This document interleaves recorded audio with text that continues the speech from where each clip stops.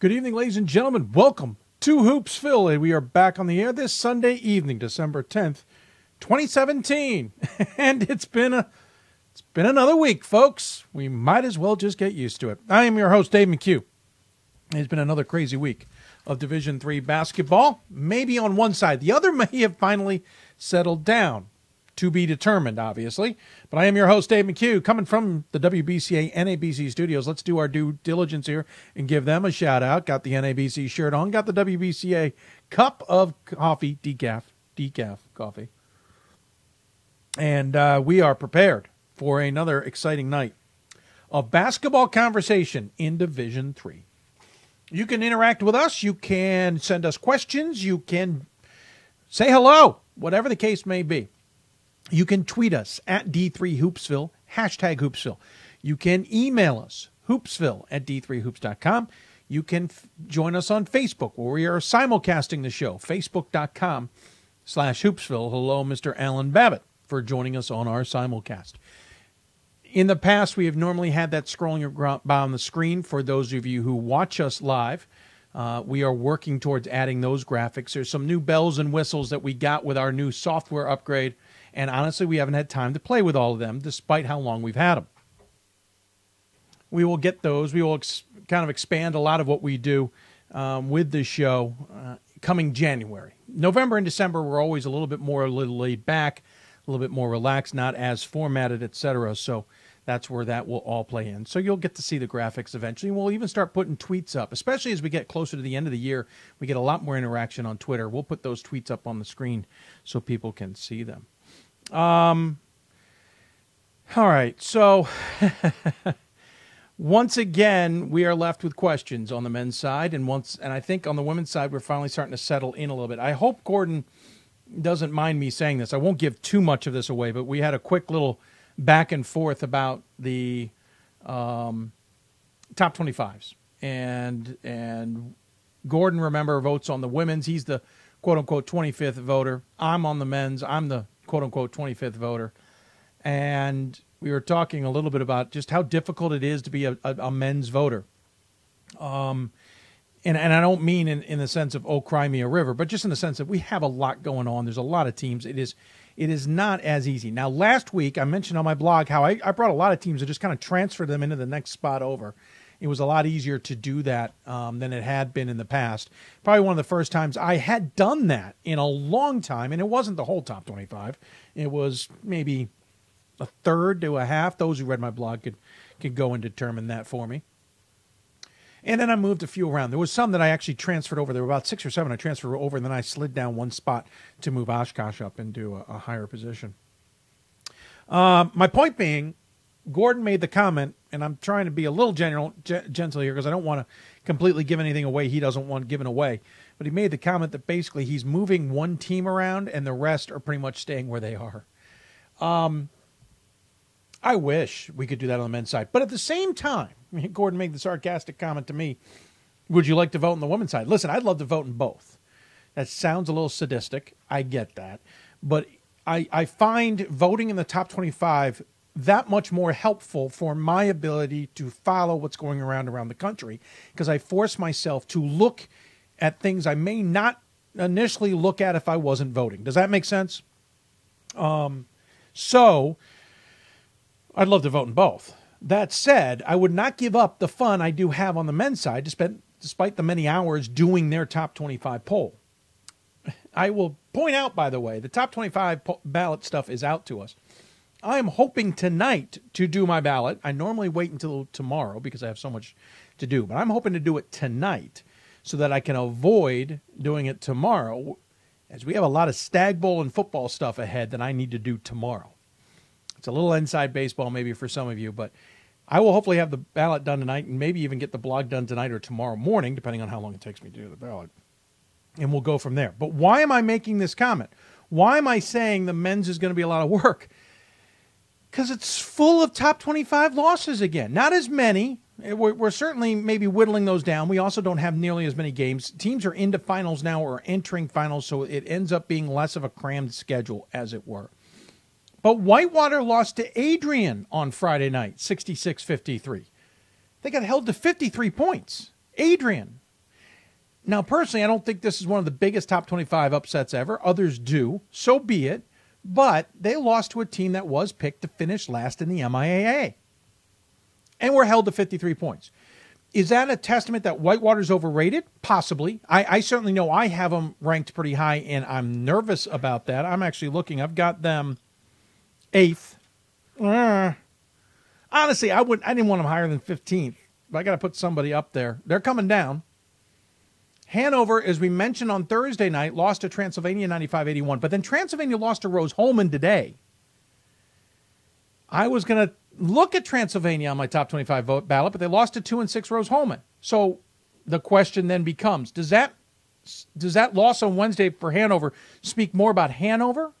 Does it speak more about Transylvania, that they maybe fell into a trap game on Saturday against Rose-Hulman? Or this conversation about parity, is this maybe a sign of that? I worry about the parity side. Again, Hanover might be too higher ranked. I've got them sitting 9th. So you now see that my the two teams I had 8 and 9 have lost, and ugly. And by the way, as I said Thursday, that 95-81 score is not indicative of that game. The game was a bigger blowout than that.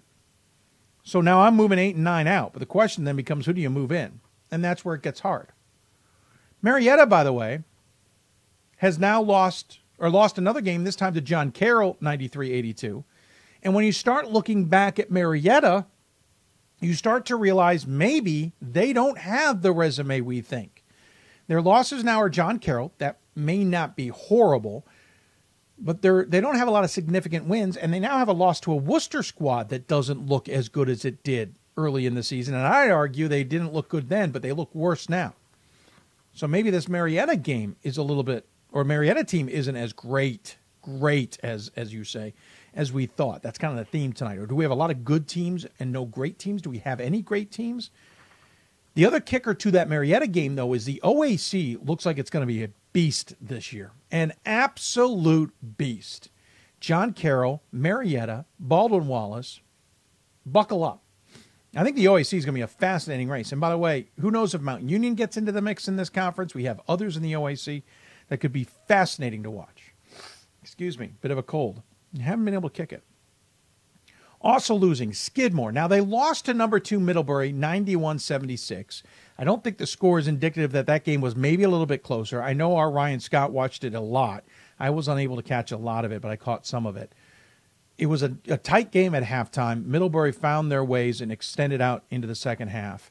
I think Middlebury's more prepared for this point in the season than maybe Skidmore was. Skidmore looked, according to Ryan, a little sloppy. The pressure from Middlebury, I think, disrupted them. But Skidmore's going to improve, and I still think they're a top 25 team. I had them 14th. Depending on what's happening around them, they're either going to stay there or slide a little bit. But I'm not going to put them down too much. Again, my ballot and how I feel is my ballot says they should have lost to Middlebury. According to my ballot, Middlebury is a top-tier team. I have them 4th, and Skidmore is a second-tier team. And so in that case, the spread maybe isn't that much of a surprise, though you could also argue that spread maybe is too far for 2 top 25 teams. That's where Skidmore might come down a little bit for me. But otherwise, I should keep them around the 15th slot, top 15. Also losing, Eastern Connecticut took their first loss to WPI 75-70. I was a little surprised by that. WPI is a good team, but I thought Eastern Connecticut was better. I had them 21st. We'll see where they end up in the end. I watched the Amherst-Babson game. We mentioned that on Thursday's show, and I happened to watch it on that show. I don't like that. I don't have Amherst ranked, and I don't plan to rank Amherst. I'm not blown away by Amherst, and that was the first true test that they had this season. Of course, they went and beat LaSalle. No surprise there. Of course, I talked about the OAC race, and Baldwin Wallace lost to Muskegum. It's 91-78. I was voting for Baldwin Wallace. I had them 18th. And then Franklin Marshall, after coming back from nearly 20 points down to Johns Hopkins, came back to beat them and then lost to Albright by 16. By the way, another game that jumped out at me was North Central and Illinois Wesleyan. North Central, who I have ranked at 19, was down nearly 20 to Illinois Wesleyan, and then they gave up the game-winning layup at the buzzer practically. They came back to that, but Illinois Wesleyan ended up beating them.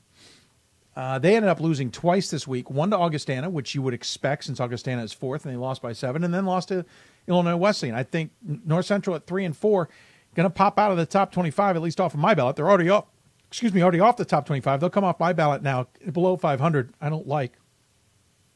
We mentioned Bowdoin lost to St. Joseph's earlier in the week. They then got back on the winning side against Bates and Maine Farmington. They're 8 and 2. Bowdoin's an interesting squad I'd like to keep an eye on this season. We talked about John Carroll losing to Mount Union and then being Marietta. Randolph-Macon lost to Juniata.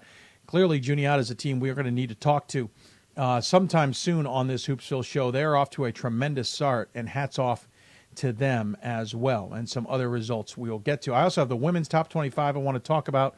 We'll get to that. I see some questions on the Facebook chat room. We will get to that momentarily. Please bear with me. Cabrini lost to Gwen and Mercy. I saw Gwen and Mercy this week. I like what I saw in Gwen and Mercy. Now, they were playing my alma mater, so take it for what it is. Except they shot the living lights out of the building, as I mentioned on Thursday's show. They then went to overtime against Cabrini and beat them. I think the Griffins are a team no one's talking about that's going to be better than people realize. They can go at different tempos and different styles. I said that on Thursday's show. I think their win over Cabrini 103-92 in overtime kind of shows that race at the top of the CSAC is going to be a good one between Cabrini, Gwen and Mercy, maybe Newman. I don't know if anybody else can really enter it. By the way, I've been doing some snooping. We haven't heard anything about this new conference's name. A couple things that I can't really confirm yet, but I hear a name has been chosen. I have not gotten confirmation as to what that name is. I also hear there's a slight twist in membership.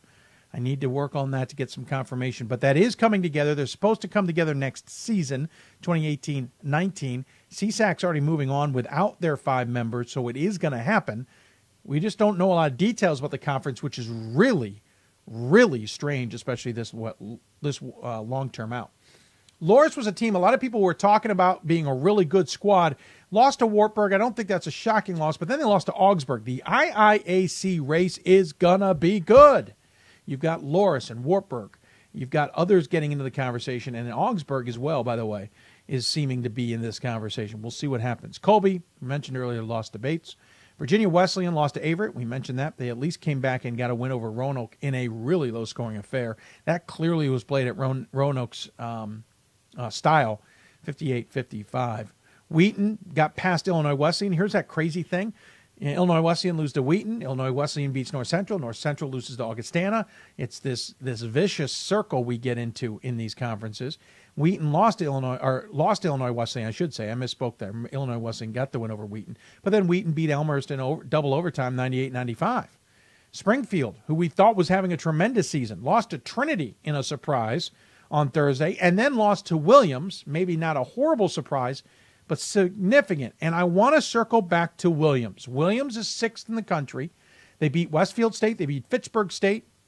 Beat Westfield State 70-63, Fitchburg State 106-56, and then beat Springfield 68-51. But they are now without one of their top players in Skadlock.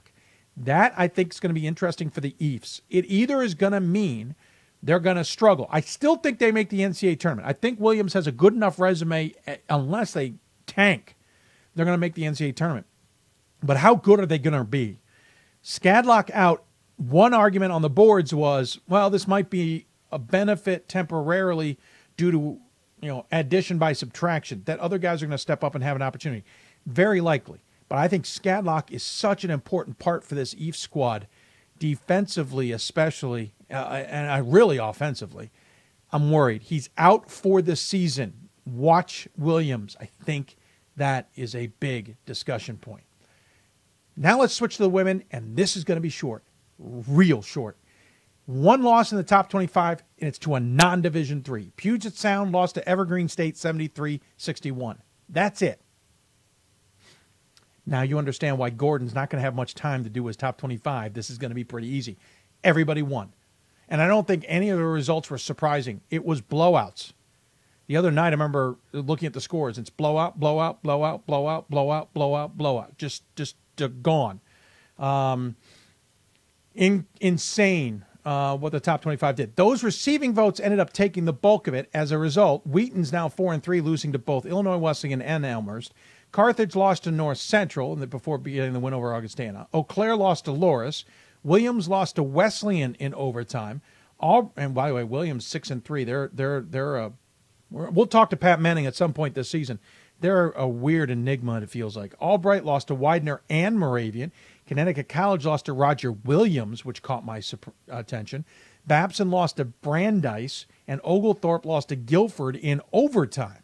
So it was the receiving votes category that took a beating. The rest of the top 25 on the women's side, totally fine. So craziness, to say the least. By the way, some weather did affect things. Wesley Christopher Newport was affected. I think they moved it to today, which is an odd day. I'm not positive, but I believe that's what's going on. I'm double-checking something real quick here. That's how I believe it was moving along. I think the women, for example, are playing right now, and they are. Christopher Newport's up on Wesley. So that was a little bit of a twist. On the men's side, they already played. I don't see a score. There it is. Christopher Newport won 83-69. Marcus Carter, I know, had a really good day. So some odd scores going on today. We'll keep an eye out if anything pops out at us. I did get a chance to see Whitman play Colorado College the other night. Thanks to, web streaming's great, but now that some of these are moving to OTTs, I got to watch on my Amazon Fire. Free plug, Amazon. Do you want to sponsor? You want to advertise with us? Give me a call. Awesome to watch the games like that. Eventually, in our studio, we're going to be putting a big screen up here. I kid you not, with an OTT system in place, so we can keep games up going. I was disappointed. Whitman played very well. Not surprised. Colorado College ended up being without their point guard. And it put a lot on Jocko Black to play well. He had 3, maybe even 4 fouls in the first half. And I only watched this first half because it was over by that point. I was disappointed because I thought more out of Colorado College. Maybe that point guard being the handler against that type of defense, which is that full court, in-your-face defense, was too much to take. So I was a little disappointed. Maybe my expectations were off. In the meantime, Whitworth then beat Colorado College today in a much more respectable game, 85-73. I think that injury for Colorado College is going to hurt them. Now, maybe he gets back in the SCAC race. They're going to be in the conversation, but otherwise, a little bit of a disappointment. And by the way, before we get off with this segment, I had to bring you one crazy result to the other day. And I do know that there's some people who've joined, asked some questions, and I will try and get to them. I'm hoping these are staying up to date. So I called, if nobody's familiar, I'm in my 23rd year as the public address announcer at Goucher College. It's my alma mater. I started my freshman year. I'd love to say freshman year of high school, but let's be honest, people, it was freshman year of college. And I've loved it.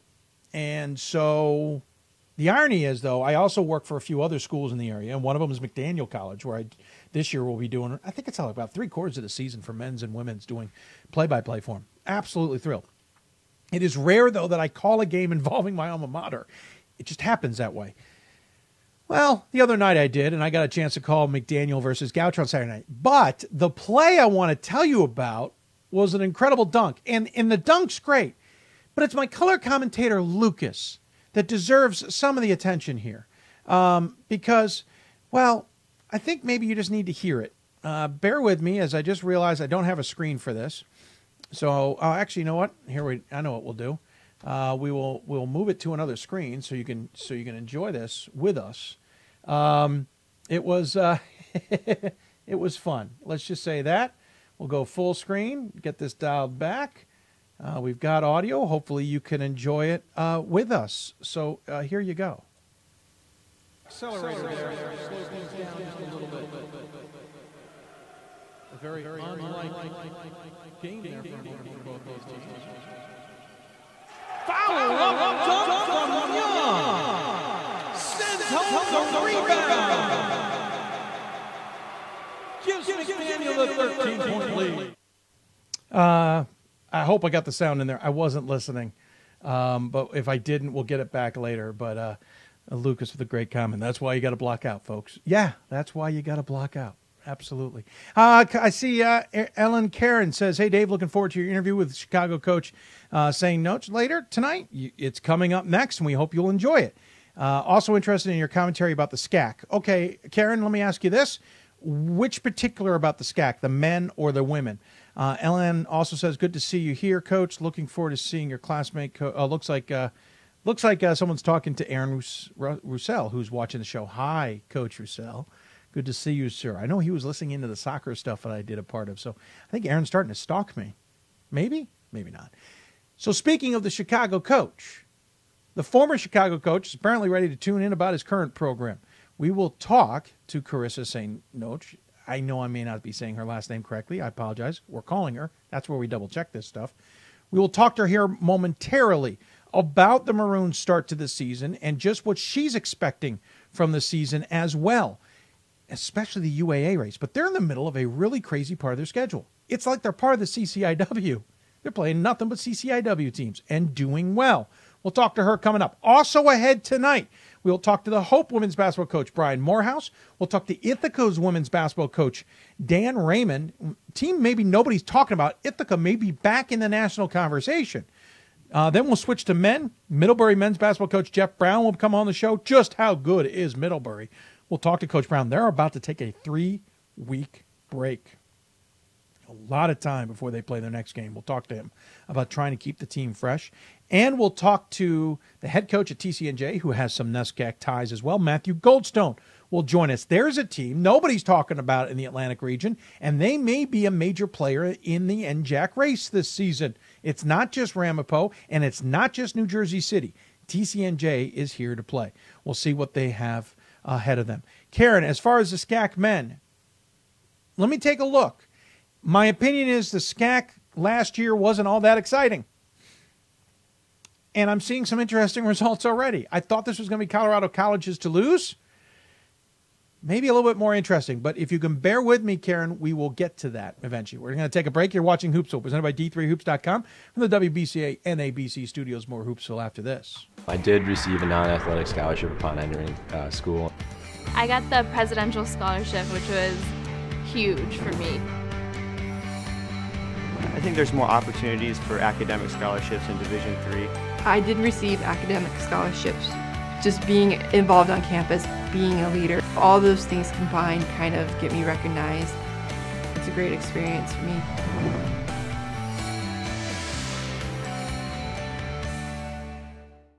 My name is Marcus Walker. I was All-State, won a state championship, a high school All-American, and played college and pro ball. I played because I love the game. I grind to be the best. I sweat because I put in work. I'm strong because I believe. When I want to bring it before game time, I come to the house that college basketball built, the CBE. No matter your skill, take it to another level. Elevate your game right here at the College Basketball Experience at Sprint Center.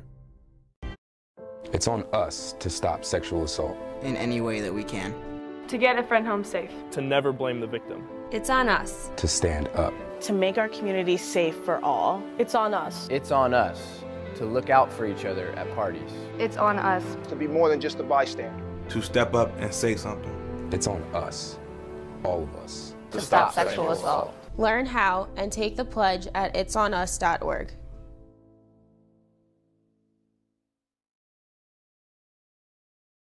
We've got more schools than Division I, more fans than Division II, and more upsets than March Madness. There's 800 programs with over 11,000 games leading to 2 national championships. And we've been covering it all for over a decade. From Eastern to Occidental, from Puget Sound to Piedmont, from Southwestern to the University of New England, and from Hope to Calvin. Nobody covers Division III basketball like we do. We're at D3Hoops.com at www.d3hoops.com. I did receive a non-athletic scholarship upon entering school. I got the presidential scholarship, which was huge for me.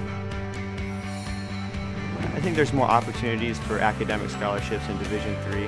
I did receive academic scholarships.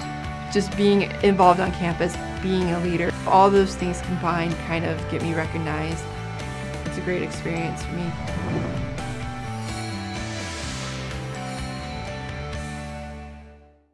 My name. Welcome back to Hoopsville, everybody. I'm your host, Dave McHugh. If you got questions for us, tweet us at D3Hoopsville, hashtag Hoopsville. You can also join us on Facebook at facebook.com/Hoopsville. And I see a number of people are joining us on the Facebook simulcast, at least. I know they're on the regular page. I'll get to as many questions as I can tonight. Great to see the interaction, especially this time of the year. All right, so we were talking about women's basketball as we went to break and talking about the start for a number of teams and kind of how things have maybe settled in a little bit. Of course, one of the teams that caught my attention earlier this season, I think we missed the chance last year to really have a great conversation about them, but I wanted to take advantage of it if we could today. That was Chicago. They're off to a 5-2 start. Their 2 losses, Illinois Wesleyan, Rose-Hulman. They may not be bad losses when you look at things at the bigger picture. This team's also in the middle of a heck of a CCIW schedule. They might be confused as to which conference they're in. At the same time, they also have an interesting twist coming up due to the St. Norbert news that we broke on Thursday night. They have lost their game against St. Norbert and had made some arrangements with the tournament in Wilmington. It adds to an interesting conversation, I thought. So joining us on the Hoopsville hotline is the head coach of the Chicago Maroons women's basketball team. It is Sain Knoche is how you say it. Carissa Sain Knoche. Coach, welcome to Hoopsville. Thank you. Thanks for having me. Absolutely. Appreciate you taking the time. Anytime. Well, good. I'm glad to hear that. All right, so let's start with the fact you're 5-2. Your losses to Illinois Wesleyan, a loss to Rose-Hulman. When I look at that on paper, I don't think that's all that bad. You've got a Rose-Hulman team who's just stingy on defense, and an Illinois Wesleyan team that may be better than a lot of people are giving them credit for. Okay, that's my take. What's your take? Yep. I tend to agree, and I think since I've been at Chicago, we've always played a really tough non-conference schedule, and I think that really ends up helping us quite a bit once we get into league play after the new year. And so, we hope that those don't end up being bad losses, but certainly, we think that they're pretty good teams early on, and they tested us, certainly. I think both of them kind of kicked our butt, and maybe we needed that a little bit. So it was good, and I think we've been better for it, for both of those, to be honest. So, we're not actually scared to lose. We don't want to lose, but we're certainly not scared of that, when we play good teams like that. So. Sure. What happened in the Illinois Wesleyan game to lose by 21? What happened in the Rose-Hulman game to lose by 2?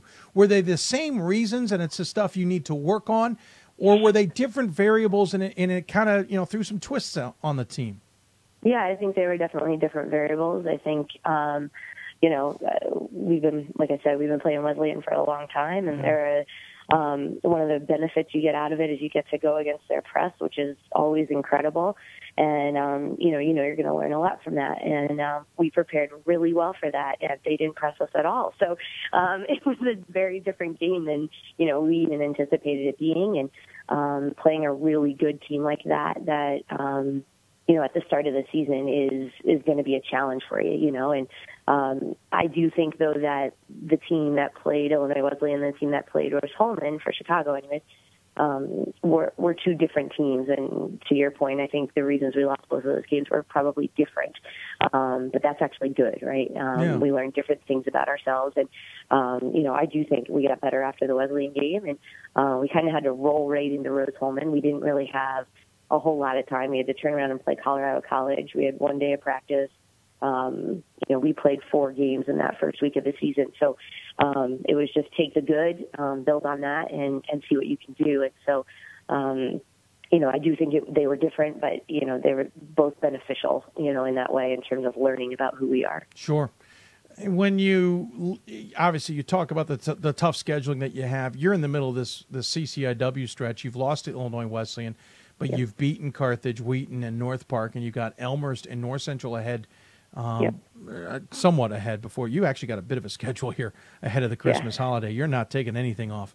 Obviously the CCIW is nearby, so that helps. Yes. But what is I know you want a tough schedule. Is the CCIW your best bet and not have to put too much travel into it? Is that kind of the secret sauce and all that? Yeah, I mean, we've had some WIAC schools on there, too, in the past. It just, didn't work out that way this year. But, yeah, I mean, they're great conferences. They're great teams. I think they're all coached very well. And so, just like the two losses we do have, I think you learn a lot about your team when you go play other good teams. So, they also don't have a massive conference schedule. So the WIAC and the CCIW seem to be like us in the sense that they are always looking for other games, whereas there aren't too many other local schools who are. No, that's certainly true.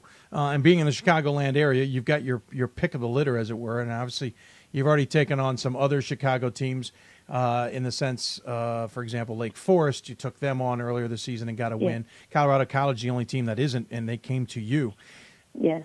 What's the tough part now? You're in the obviously you're at one of the higher educational schools in the country, and that's a lot of Division III. But you're certainly at one of the ones that are synonymous with the toughest of the tough. You're in the middle, or at least starting finals at this point in time. Yet you still have Elmhurst, North Central, and then you have 2 games in Ohio before you even take the holiday. How do you keep this team both on its toes and focused while not taking away from what's so important in the classroom? Yeah, the schedule is a little bit weird and cramped up. One of the reasons we had to play 6 games right away because actually we just ended our finals period. So okay. School is actually over for us now. Oh, then you have an advantage. So that depends on how you look at it. But yeah, so we have, basically, 11 days now to, just kind of practice a little bit and hang out and, just recover a little bit from, the academic side of things. And this is always a really fun time of year to have them on campus and not have a lot going on, not compete with classes and tests and office hours and all that sort of stuff. So this is a really enjoyable time of year for us. And certainly, and one of the rare occasions where you are done with classes at this point in the month. A lot of people are turning into finals at this point, so you can kind of back end the first semester, as it were, with classes. That is certainly a rarity, as it were. Let's talk about this team. You certainly are. You've got a team that I think some people. I guess my way of saying it is they're lurking. Everybody else is talking about other teams. Does that make sense? Yeah. And we're not talking about the Maroons women's team. You're led by Taylor Lake, 15 points a game, 5 rebounds a game. Mia Farrell, 13 points a game, 3.5 rebounds a game. Both shoot pretty well, especially from outside the arc for Farrell. But, of course, your best shooter from outside the arc is Miranda Burt in terms of content. She's nearly 10 points a game. But is it just those 3 that really are your cog, or do you have other parts? And I can see other statistical parts, but do you have other parts that we're not talking about that make this team click? Yeah, I think that's who we are, actually. This is Taylor averaging 15 points a game is probably one of the higher leading scorers we've had in a long time, to be honest. By the end of the season, it usually shakes out that there's, about four or 5 players close to double figures. So we end up being the team that has 4 or 5 kids at 10 points a game, and nobody's really super extravagant in terms of scoring. And I think that that's the case again this year. I think Taylor and Mia have, for the most part, just really capitalized on the opportunities that they've had. But I think our seniors are exceptional. I think Maddie does a great job of running the one and actually getting a lot of these people their shots. I think Beth is really starting to come on now and really settle in a little bit, and she can score certainly in stretches with the best of them. And Ola is, she's our rebounder, of course, but she does a great job of scoring around the rim for us also. So I do think that there are, quite a few people who have been able to put the ball in the basket, and that's a big premise for who we are offensively, is sharing the basketball. And, we think we have a lot of people who can score. We just try and make sure we take the best shots that we can, and we don't care who gets them. We try and just get the best look that we can every time down the floor. Speaking of your team, got a question actually from a fan who's tuning in, which is wonderful. If anybody has questions, you can always tune in or email us, hoopsville@d3hoops.com. We will note every single one of our guests tonight. Old school, they're all live. The question is, congrats on the nice start of the season. Great contributions from your freshmen so far. What's your thoughts on each of the freshmen and the roles going forward? Yeah, I do think they've done a nice job. They're really, picking things up very well. And I think one of the things that maybe hasn't been as easy for them, although they've handled it exceptionally, when you're playing big games early, you don't have a whole lot of opportunity to learn your mistakes in games, and, I think Megan O'Hara has done a great job of kind of adapting to where we want her to be offensively. And, that's been fun to watch her. And I just think they've all kind of really learned our offense and learned our defense. I think both are very difficult to pick up right away as first years. I think, they're really starting to turn it on now. So they've been exceptional. And they have just been such a critical piece of us just because they are in number. There's a lot of them in comparison to the size of the roster. So they've been great. And, you have to make sure that you keep giving them credit for all the success that we are having as a team, because you don't get better, in the way that we have to if you don't have all your 13 willing to compete every day at practice. So they've been really great and really helpful in terms of also preparing, some of our starters and stuff like that too. I believe that was Eric, class of 97, who sent that in. We should point out, you have certainly been very involved with this program for a significant amount of time. I think that's what maybe not everyone picks up on. I know I had to be reminded of it. You were the assistant coach under Aaron Roussel before he left for Bucknell. You were then, what do they call it, interim head coach for a season before finally being, given the job or assigned the job, whatever we want to call it, full time. So you've been there, 7-8 seasons now. You've seen this program through both its real highs and some of the growing pain, and I don't want to call them lows. Let's call them plateaus. Though you were there for that 7-18 season, for example, but you've seen them return to glory. What's been the key in your 7 or 8 years, or what has changed maybe in those years that you've been there that has led us to where we are now? That's a tough question. I think Didn't mean it to be. I learned a lot from Aaron, and I am so grateful for the time that I had with him. And I think one of the things was that every year you never wanted to settle, and you never wanted to be complacent about things. And I think my assistants would tell you I'm pretty good at, I'm kind of annoying that way. Like, that team could beat us and this team could beat us. And they're like, well, you think every game's a big game. Well, yeah, aren't they? So we go back and forth like that. But I think that that's one of the things that has been really enjoyable about being at Chicago is that you kind of recreate yourself every year and recreate your team, because you lose even just one player, and it can change everything in one season. And so, that's been something that I think we have been consistent with, but I do think that that's part of the success over the 10 years that I have been here, is just making sure that you are treating each year as its own, and not as, one year doesn't carry into the next, whether that previous season was really good or really bad. You got to figure out who you have and what you're good at and what you're bad at, and, kind of make sure you minimize the weaknesses and take advantage of the strengths. So, I guess that's what I would say. I don't know. A lot has changed, but the consistency at which you approach it, I guess, is, maybe one of our keys. I don't know.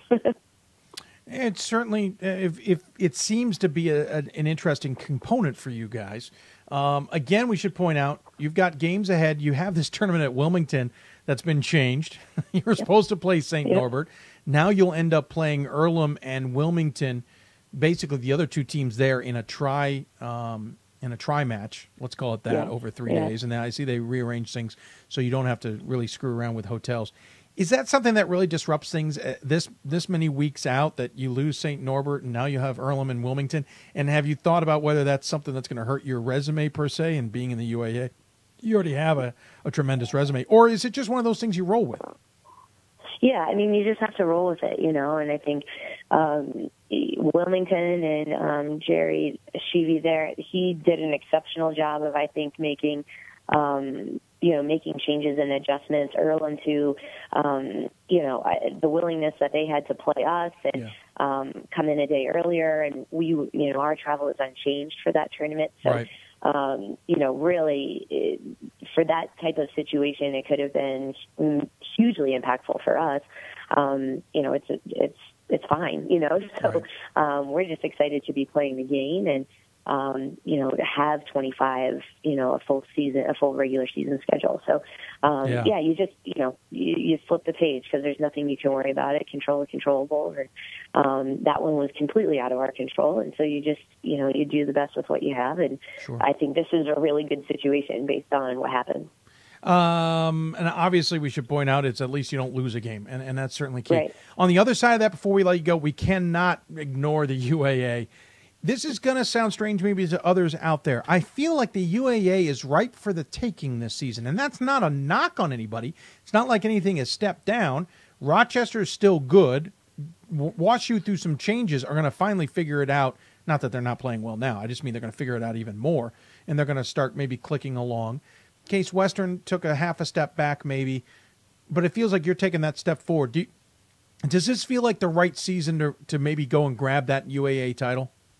Yeah, I mean, we've always been in a position where our back has been against the wall a little bit going into UAAs, and we've kind of had to win.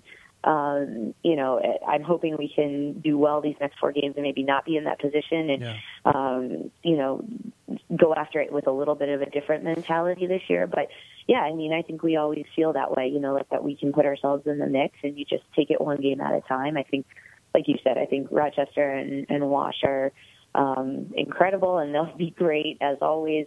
But the travel, the road schedule, just the way the games shake out, you never know. And so it is. It's kind of up for grabs for anyone. And, we're excited for that for sure. And hopefully we can be in the mix there. This is going to sound like the dumb throwaway question, but I feel like I got to ask it. How important is going to be the advantage at Ratner versus the games on the road? I don't know. I mean, we've been at home a lot this year, and that's been great. But both of our losses are at home, so maybe it's not so great. Yeah, no, I hear you. I think we have really embraced the travel schedule when we have it. And the kids have been really, they're fun to be around, and so they get a day off school and they're pretty relaxed, and we have a great time traveling together. So. I don't know that one is, being in the location is necessarily as important to us as maybe it is to other teams. So, you have an equal amount of both come UAA. So you can't be bad in one or the other. So, and that's, it's not something that we really ever talk about. I'd love to talk more with you, especially this bachelor's degree in chemical engineering at Carnegie Mellon, followed by a master's degree of exercise physiology with a focus on performance enhancement and injury prevention from Cal University, Pennsylvania. Then you certified by the National Academy of Sports Medicine as a performance enhancement specialist. Have I left anything out? I would someday you and I are going to have a longer conversation about all of that, because how in the world do you get to coaching from that? That feels like an athletic trainer's resume. Yes. My dad was a coach. Okay. That makes sense. Yeah. One day we'll break that all down. I can imagine your practices might be a little bit different than others. I think they are. Yeah. Well, good luck the rest of the season, Coach. Really appreciate you taking the time.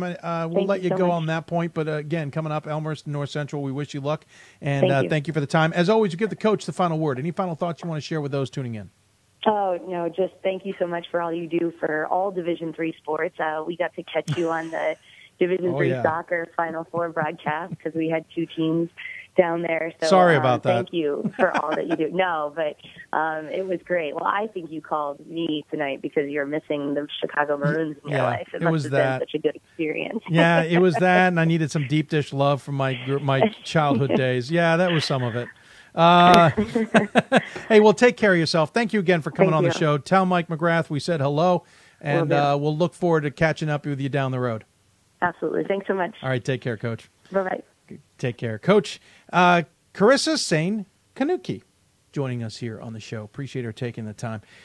Listen, the Maroons, I feel like they're ready to break through. I don't know what it is, but there's something about this program. I feel like they're just ready to break through. Going to take a break. When we come back, we're going to switch over into Hope. We're literally going to go on the other side of Lake Michigan. If the weather is clear, you can see the skyline, I think, from Hope, we're kind of on the beach, of Chicago. I didn't mean to do it that way. It just happened to work out. When we come back, we'll talk to Hope women's basketball coach Brian Morehouse. You're watching Hoopsville, presented by D3Hoops.com from the WBCA and NABC Studios. More Hoopsville after this. For the love of the game. But for those of us who are Division III student athletes, it's more than that. A lot more. Sure, the game is important. But as we work so hard to build both mind and body, it's more about team. That is why NCAA Division III teamed up with Special Olympics. And in giving the gift of sport to those for whom it seemed an impossible dream, we are working to make this a better world. Help us keep that dream alive. You can make a difference. This is why we love sports. It's in the way they play, free from the pressures and all the money talk. Playing for simply the love of the game, where everyone has a shot at their definition of success on and off the field. This is what we love about sports, and what we can still love about college sports.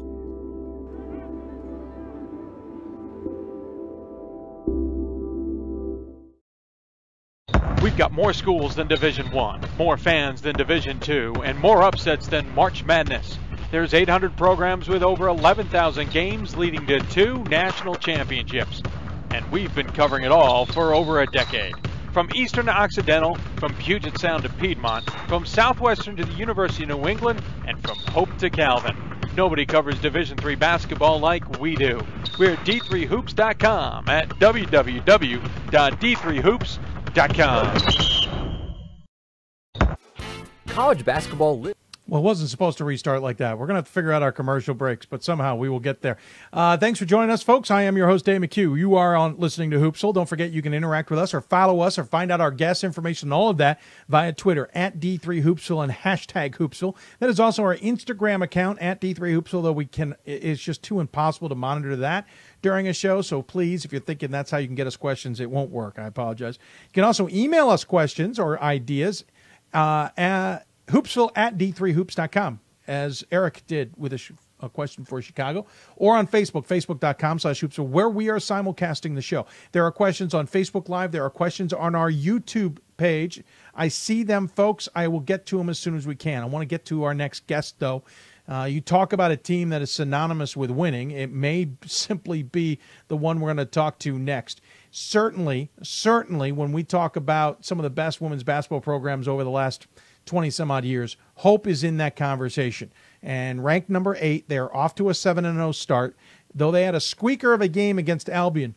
We were talking to Chicago earlier about their schedule in terms of when they're done with finals, and we were alerted to the fact that they're done.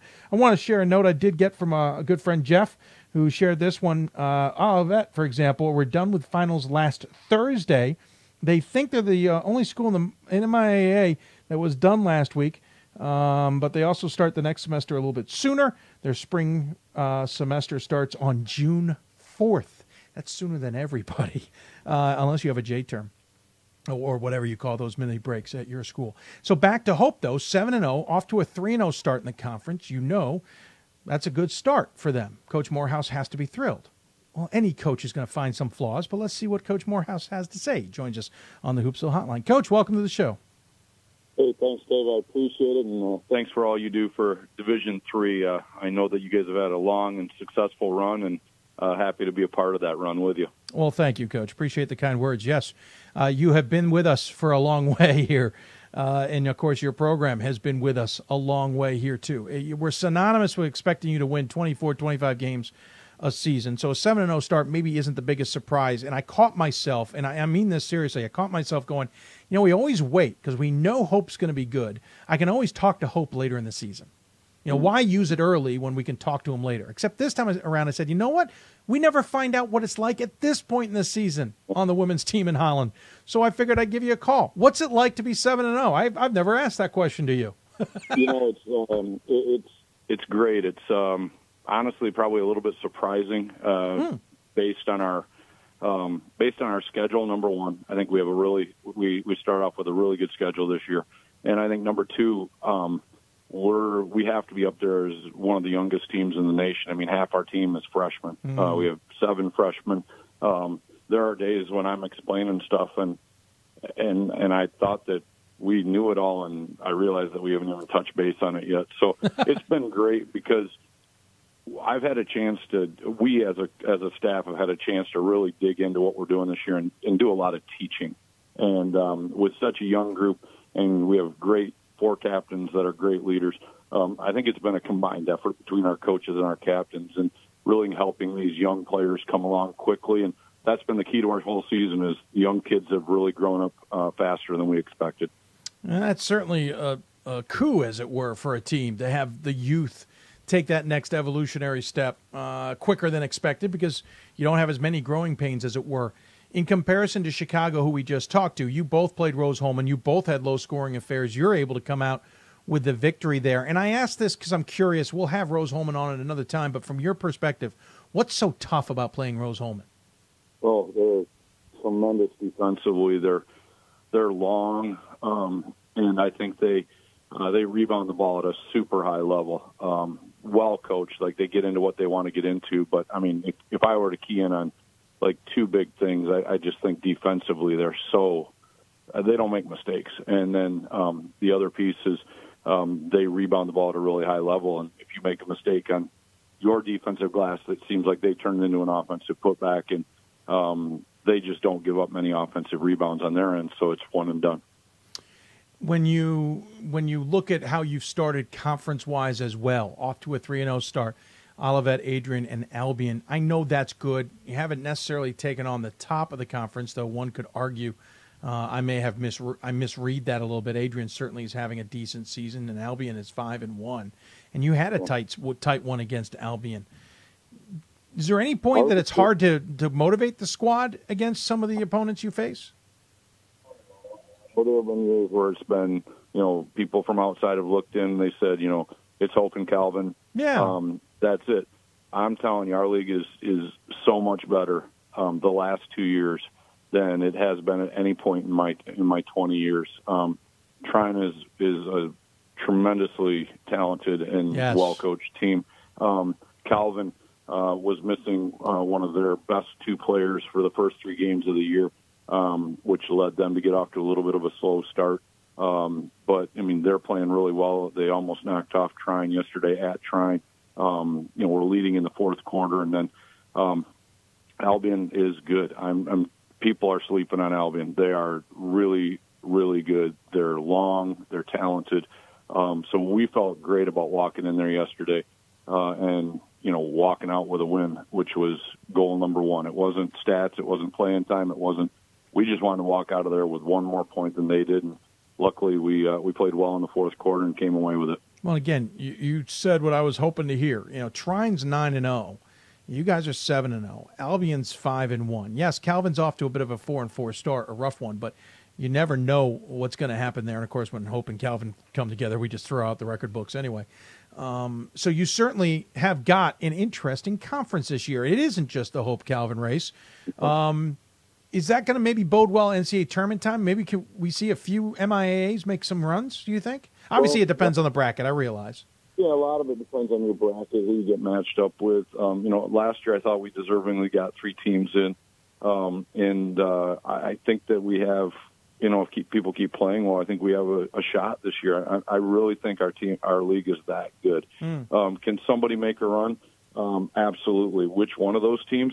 I think it all comes down to, how teams continue to mature and improve. And I think our upside is as good as anybody's given our youth and how our youngsters are getting better and also how our veterans are improving. I'm really, really pleased with the jumps that some of our returners made since last season. And so it's not just our freshmen getting better, it's the jumps that our returners have made as well. And it's really fun to watch young people get better. I think young people get such a bad rap. Sure. This generation gets such a bad rap. I mean, we have such a hardworking group of kids. I mean, they're present when we're at practice. They get great grades. I mean, this is a blessing of a team to coach.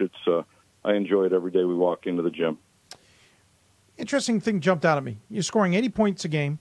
Opponent's 53.6, so you're beating them by 27 points. roughly 26.5.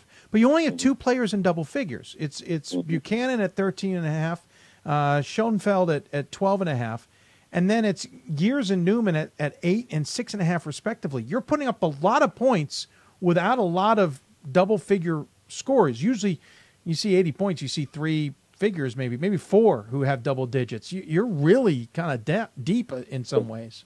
We're playing a lot of people. I mean, we're mixing and matching. We're going deep into our bench, and when I say deep, I don't mean 8. I mean, I don't mean 10. I mean, you're like going 13. And with, you know, we have different kids that have different skill sets, and it's really fun to mix and match depending on who we're playing, who's practicing well the couple days before. Who fits a certain situation. I mean, we put a couple kids in for a couple possessions, you know, deep into the game. Yesterday was the first time in the game, but we knew that they could do certain things. And for a coach, that's fun because you're not just rolling out the same thing every single time. You're thinking about it. You're evaluating during the game. You're getting input from your players. You're getting input from your coaches, and that's helping to drive some of the decisions that you make. Now, in the end, whose decision is it in finality? It's mine, and that's who we throw out there. But, we're able to get a lot of good input, and we get a lot of good play from a lot of different people. And we've had different kids step up in different games. I mean, we go on the road and play a really good team, Concordia of Wisconsin. And, we have two freshmen that lead us to that victory and play tremendously, and then we've had other games where our veterans have really stepped up. Yesterday, Madison Gears, senior, hits 2 free throws, with 7 seconds to go to put us up 3. I mean, those are about as high a pressure free throws as you can have. And, she looked like she was shooting at the gym of her high school. So, it's fun. I mean, we can beat people in a lot of different ways right now. And, as long as we keep getting better each day at practice, I think that this is going to be a nice team. Interesting twist with your schedule. I find it fascinating because on 4 separate occasions, you essentially will play back-to-back. Now, there's one caveat on one of those, but you started the season playing back-to-back games against Heidelberg and Rose-Hulman. Yeah. Coming up, you'll play back-to-back in a tournament at home, Finlandia, and then obviously a team to be determined. Then, not even that many days later. 3 days later, you're down in Orlando. Well, you'll play, unfortunately, Baldwin Wallace twice in 3 days, and I realized it was because the team backed out there. And then at the end of the December month, you'll be at Bluffton, where you'll play Mount Union and then Bluffton on back-to-back days. Was that just a circumstance that allowed that to happen, or are you trying to really prepare your team for March? Well, you'd think if you'd been coaching for 22 years, you would have figured that out by now. But no, I'm not that smart. Okay. So I gave you a lifeline, Coach. Did, and I should have lied and took it, Dave, but I'm being honest. We had 5 teams drop us off. We had contractually signed contracts with 5 teams this year that dropped us at different points. And, I think it's an epidemic in Division III right now, I agree. Where people don't honor their contracts that they originally agreed to. But, I mean, there's not much you can do about it, and I would never call out those teams publicly. Sure. But I do think it's a problem. And at some point, Division III needs to recapture their integrity that it was supposedly based on. And that's in a lot of different ways. And, I'm a strong advocate for, if whether you shake somebody's hand or give them an email or even a verbal, hey, we're in for that. I mean, you honor that. And there's a lot of times I didn't want to go down and play Dixie Jeffers or Sherry Harrer in Ohio or, head into Chicago and play some people that we played in there. Sure. I was a young coach, but, if I said I was playing somebody, I was playing them. And, I think it'll get better. I don't know why it's happening, but I think it's something that we need to address at the Division III level because it really messes up team schedules and puts, it's not so much the coach and it's not even the institution. It puts the young people, in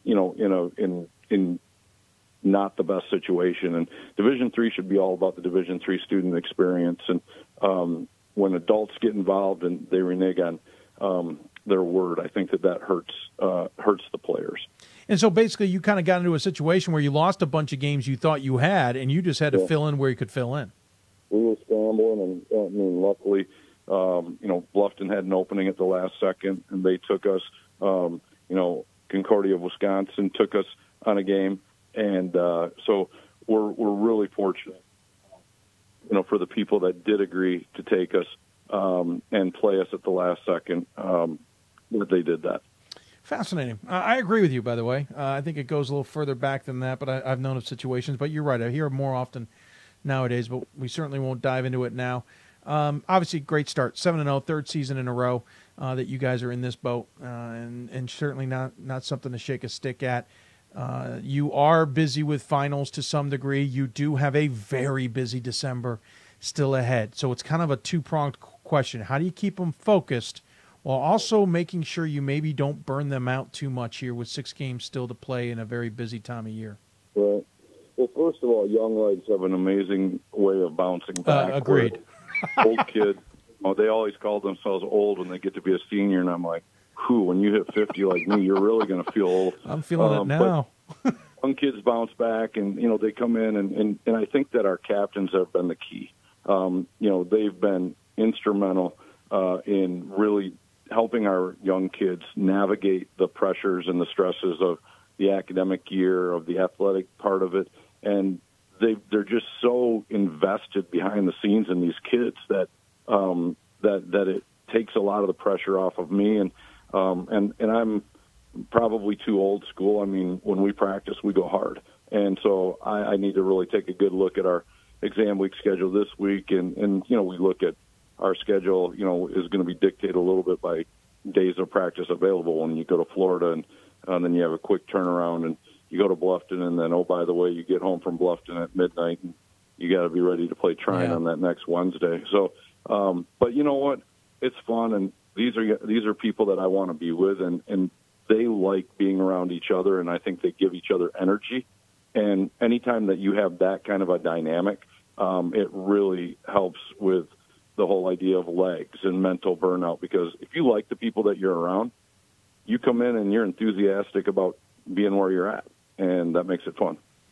Well, we'll leave it on that note. I appreciate you taking time to join us and talk about your squad again at a time we don't normally talk to you. I had to change that. So unfortunately, we won't be able to talk to you probably till later in the year. But we appreciate you taking the time. The MIA race, as you said, it's going to be fascinating. As always, we give the coach the final word. Any final thoughts you want to share with those on this Sunday evening? I just want to tell you to keep doing what you're doing. This is 20 years? Is that right? 20 years of D3 Hoops. This is the 15th season of D3 Hoops.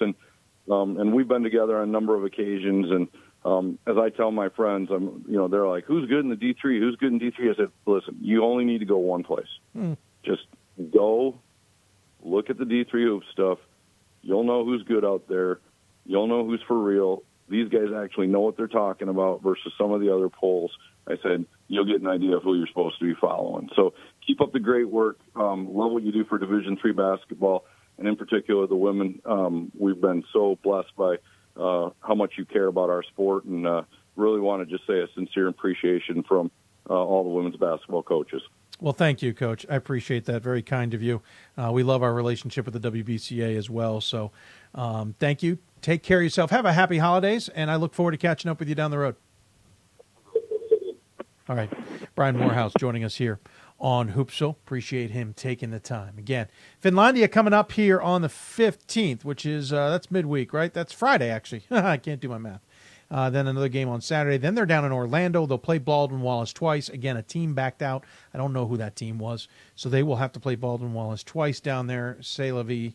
Then they're at Bluffton, where they'll play Mount Union and Bluffton. A good schedule for Hope. And by the way, I'm glad he said what he said about a couple things, but especially the MIAA race. It's going to be fascinating. I can't wait. We're going to get Trine on at some point. I know we'll get Calvin on probably. There's a lot to talk about the MIAA women's race, which is good because the men's race may not be all that exciting. To be blunt, it may not be that exciting. Going to take another break. When we come back, we will talk one more women's school, Ithaca women's basketball. I don't know what happened. They kind of maybe came off the radar for a little bit. They're back on that radar. And now, according to Coach Raymond, this is a special team. Why? We'll find out from him. You're listening to Hoopsville, presented by D3Hoops.com from the WBCA NABC Studios. More after this. Division III allows you to give yourself to other things. Having that free time allows me to pursue the things that I want to pursue. Division III athletics affords students the opportunity to, engage in the other interests in their campus and in their lives outside of that sport. It allows you to just be able to do everything you want to do. I wouldn't change it for the world.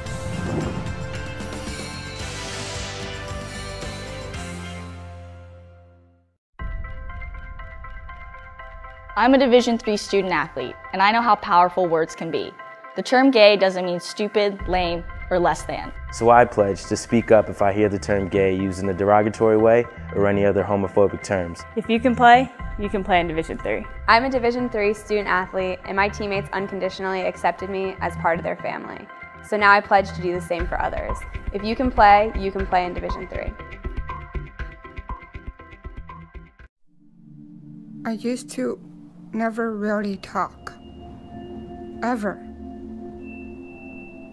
I was afraid if I said something wrong, everyone would laugh at me. But then I started to play golf with Special Olympics. It helped me to find my voice. And now everyone else is speechless. We've got more schools than Division I, more fans than Division II, and more upsets than March Madness. There's 800 programs with over 11,000 games leading to 2 national championships. And we've been covering it all for over a decade. From Eastern to Occidental, from Puget Sound to Piedmont, from Southwestern to the University of New England, and from Hope to Calvin. Nobody covers Division III basketball like we do. We're at d3hoops.com at www.d3hoops.com. Division III allows you to give yourself to other things. Having that free time allows me to pursue the things that I want to pursue. Division III athletics affords students the opportunity to, engage in the other interests in their campus and in their lives outside of that sport. It allows you to just be able to do everything you want to do. I wouldn't change it for the world.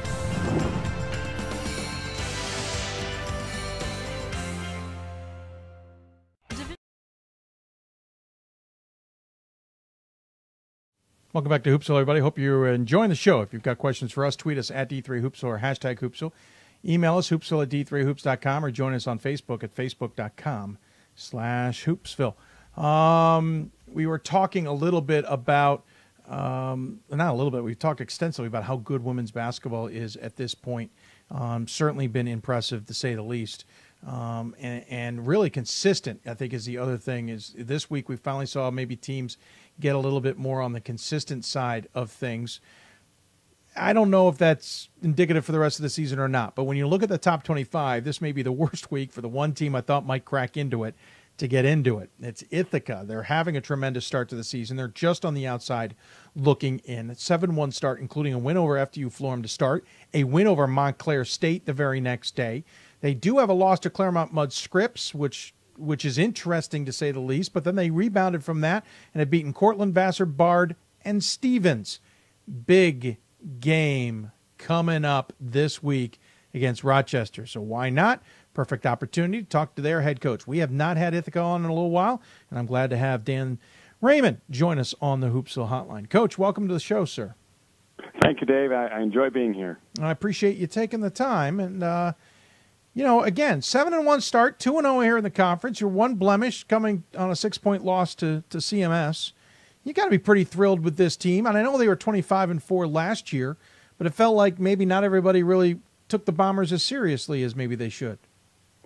Well, that's understandable with the loss that we had to graduation, with our top 2 scorers departing to graduation. So it's not surprising to me that that people may not have thought we were going to be as good as we are so far.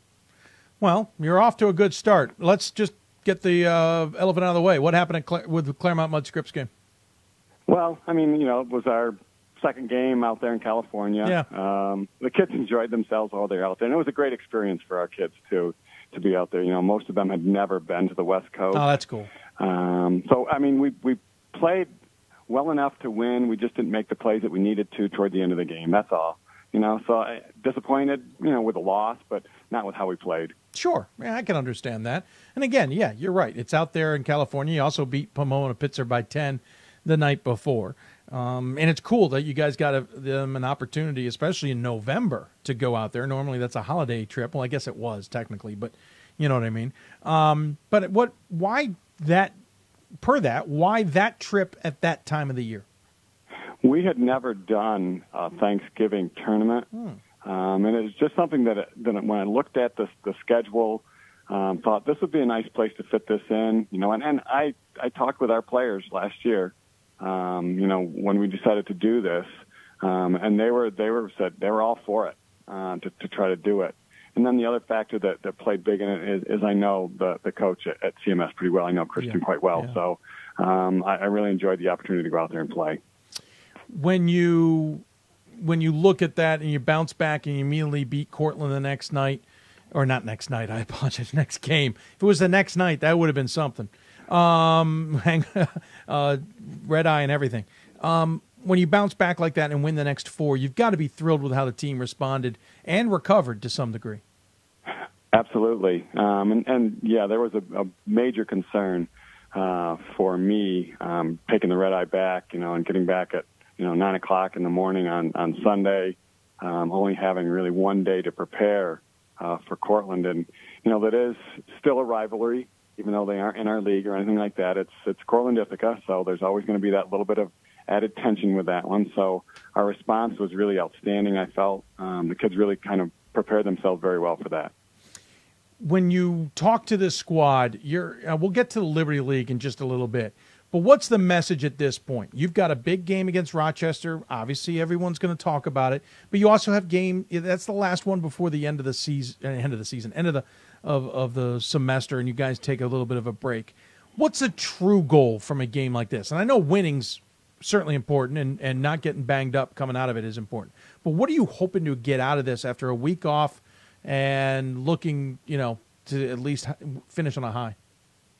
Well, there's always things that we're looking to improve upon, and we saw some things in the game yesterday at Stevens that we were not real happy with. So we talked about a few of those things today, went over a couple things that we felt we needed to adjust, especially on the defensive end. And then tomorrow we'll spend a little bit of time, cleaning up our offensive systems that again, we were a little sloppy down at Stevens. So just going in and trying to make sure that we're efficient on both ends of the floor and executing the way that we want to execute.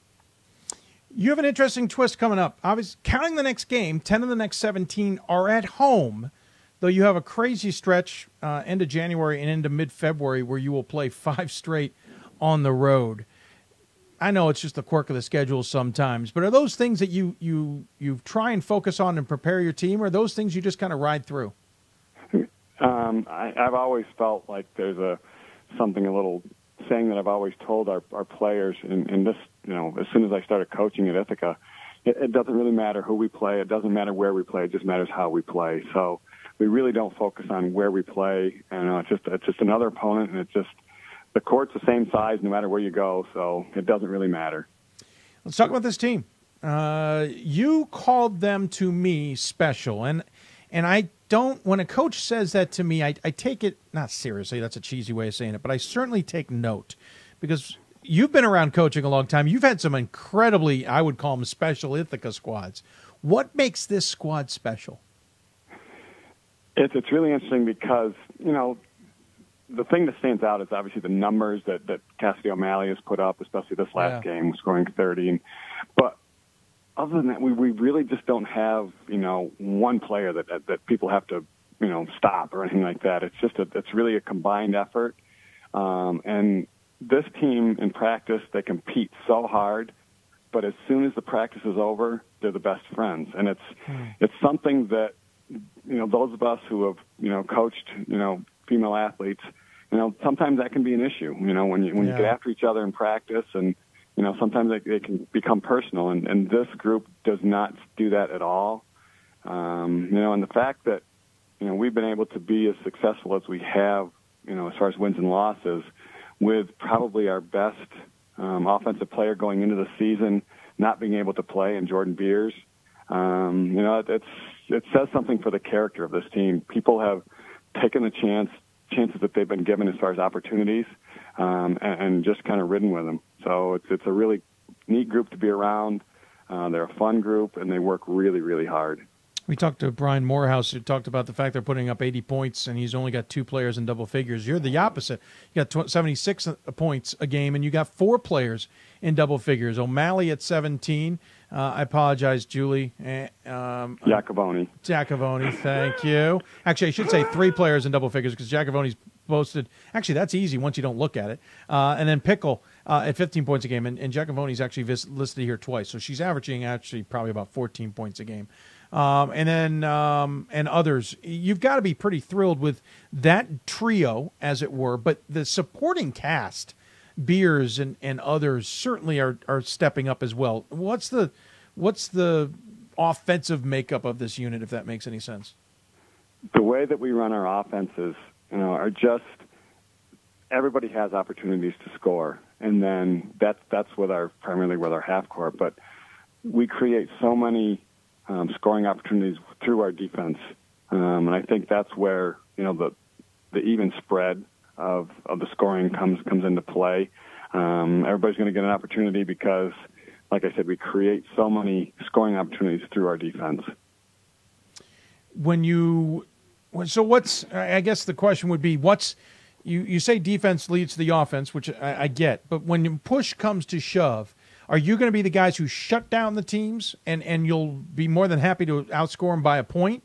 Or are you going to try and emphasize the offense and maybe put the pedal down, if that makes any sense?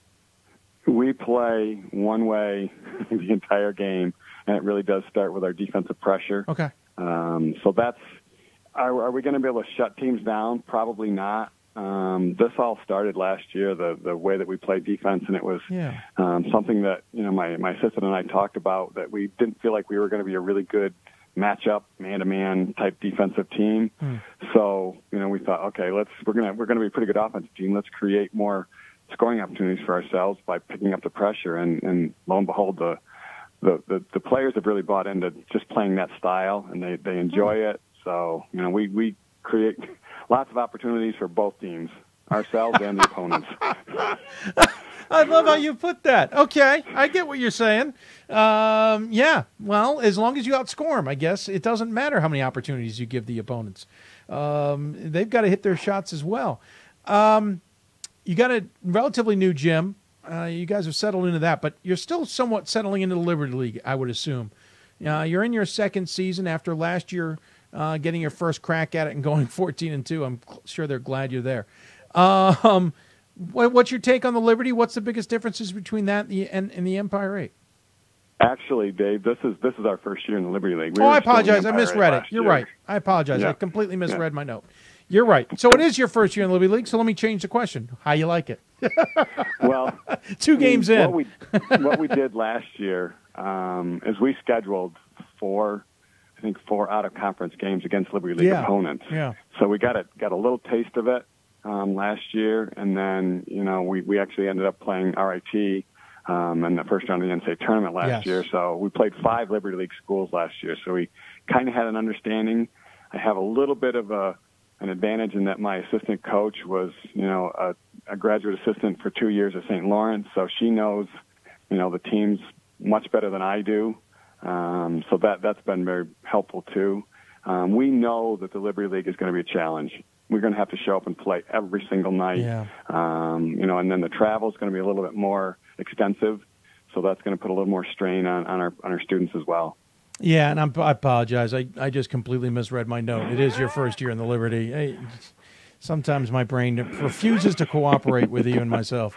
Not a problem. And obviously a lot of these changes, and that's kind of where I was leading us to, is we've seen a lot of changes in upstate New York, central New York, with conferences and shuffling around. It's all predicated by football, and I've had a couple coaches in basketball just say, hey, it's out of our hands. We're just kind of going along for the ride.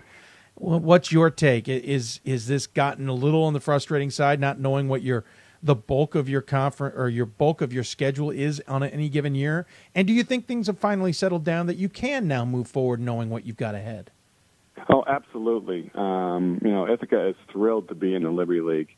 And it was a decision that was actually, I think, predicated on the upper administration's decision to move into that league. Yeah. The schools in Liberty League are so high quality academic wise, and we just wanted to be associated with them from that perspective. Sure. It's a great thing for us, and I can only speak to us as the women's basketball program. We love having an even schedule now. Gotcha. There's 10 teams. We make 10 teams, so we play Friday and Saturday, which is perfect.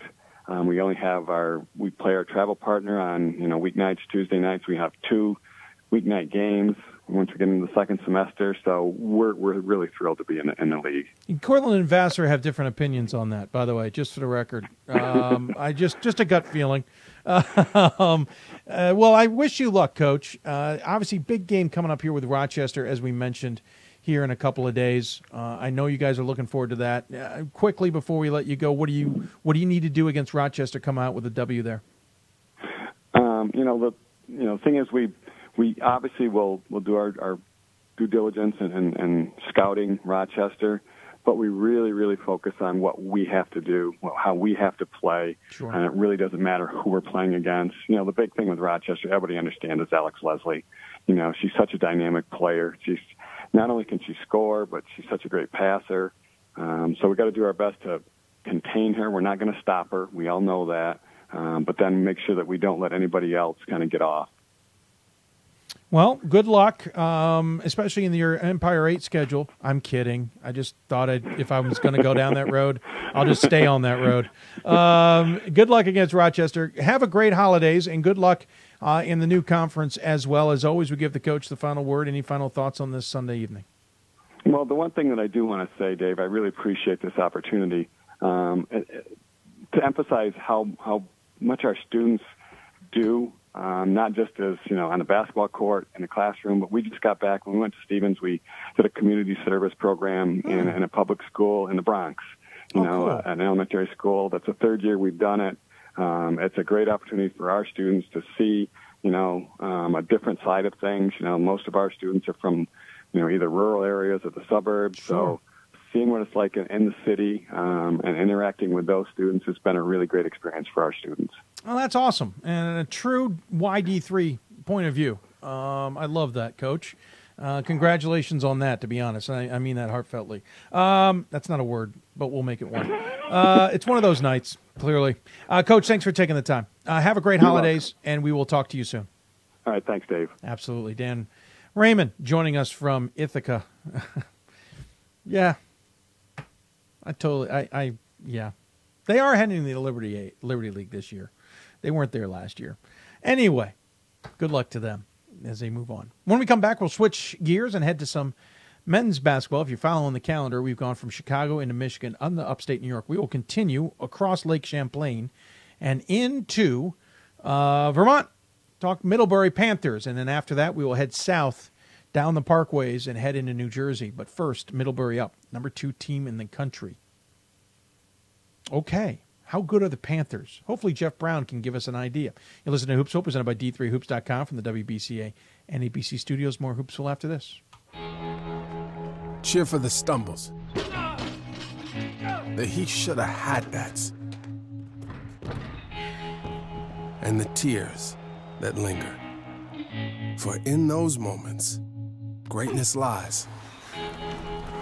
There you will find the provoked, the determined, the unified. It's in those moments that champions are born.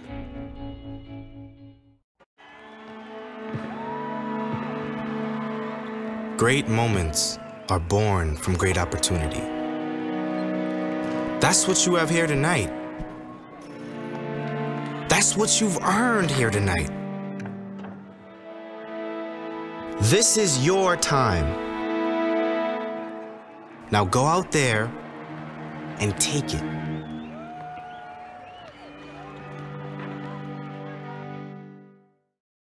My name is Marcus Walker. I was All-State, won a state championship, a high school All-American, and played college and pro ball. I played because I love the game. I grind to be the best. I sweat because I put in work. I'm strong because I believe. When I want to bring it before game time, I come to the house that college basketball built, the CBE. No matter your skill, take it to another level. Elevate your game right here at the College Basketball Experience at Sprint Center. Something I discovered in myself is that if I have a goal, I can accomplish it. It's a well-rounded experience. At a Division III school, you primarily a student athlete, so the school is really shaped around you developing yourself as a complete individual. It helps a lot that you have a family with your team that can guide you.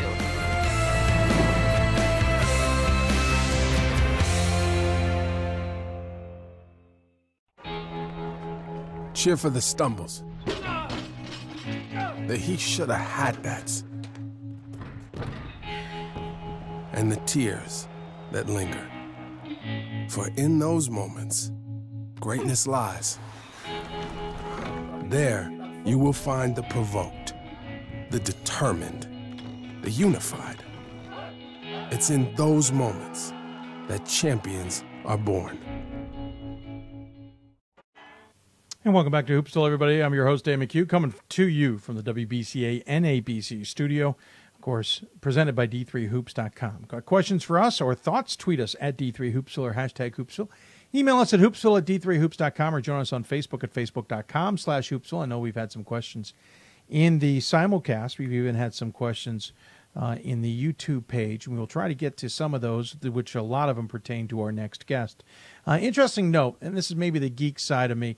If you ever look at the top of a Hoopsville show page, you will see basically the list of the schools that we have as guests. And I think for the first time and completely unintentionally, we put them in alphabetical order: Chicago, Hope, Ithaca, Middlebury, TCNJ.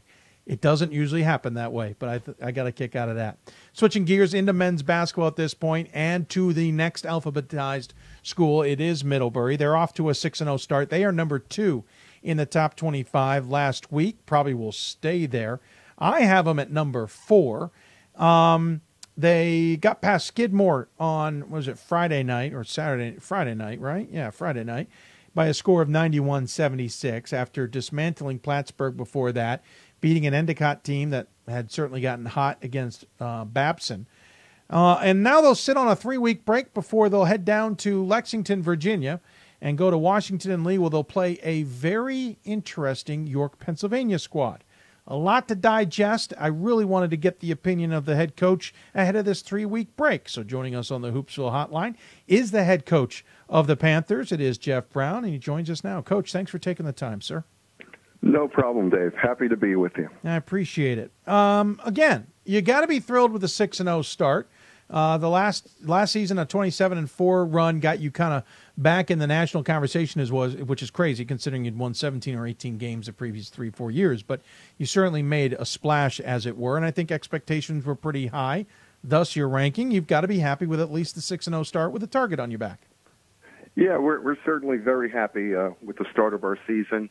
Our team, which is a pretty young team with 10 freshmen and sophomores of our 15 players, has really come together pretty quickly for us.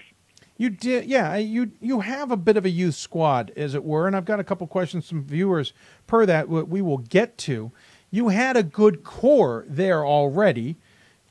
You lost your nephew as part of graduations and others.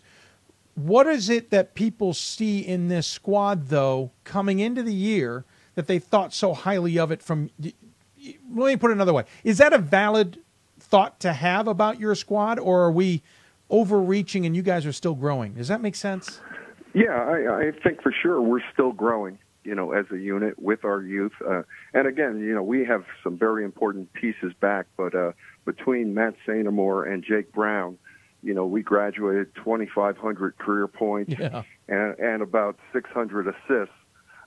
So, we are a little bit different, but again, our front court has remained intact, and they're playing quite well. And Jack Daly is really a spectacular player that, was somewhat overlooked with the other two last year in the backcourt. Yeah, pretty good transition there, because I was just going to mention Jack Daly leading the way as a senior, 35 minutes a game, 17.5 points a game, 10 rebounds a game, so averaging a double-double, and he is slightly under averaging a triple-double because he's 9.2 assists per game on top of that.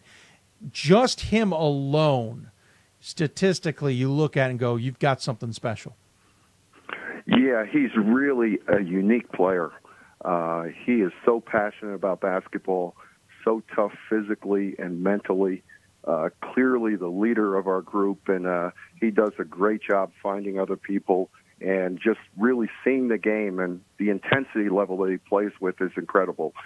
He's a 6'2" guard who's leading the NESCAC in rebounding as of right now, and he's first in the nation in assists.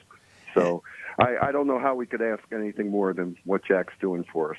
I think that's the other part. And an assist-to-turnover ratio is 2.5 to 1. So that's a solid number, and a steal and a half on top of that. And again, he's a guard who's averaging a double-double. Maybe in the NBA where you sugarcoat the guard position a little bit, or you got more point forwards doing that, maybe not a surprise. But at Division III, especially in the NESCAC, that's pretty significant.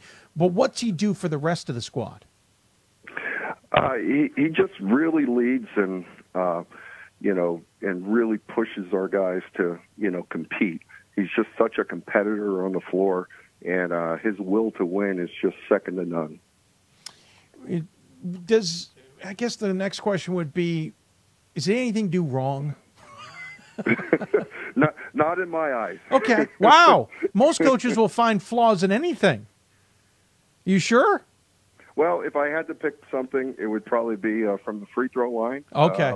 It would be great if he was an 80% free throw shooter. I just noticed the number, yeah. 59.1%. Oof.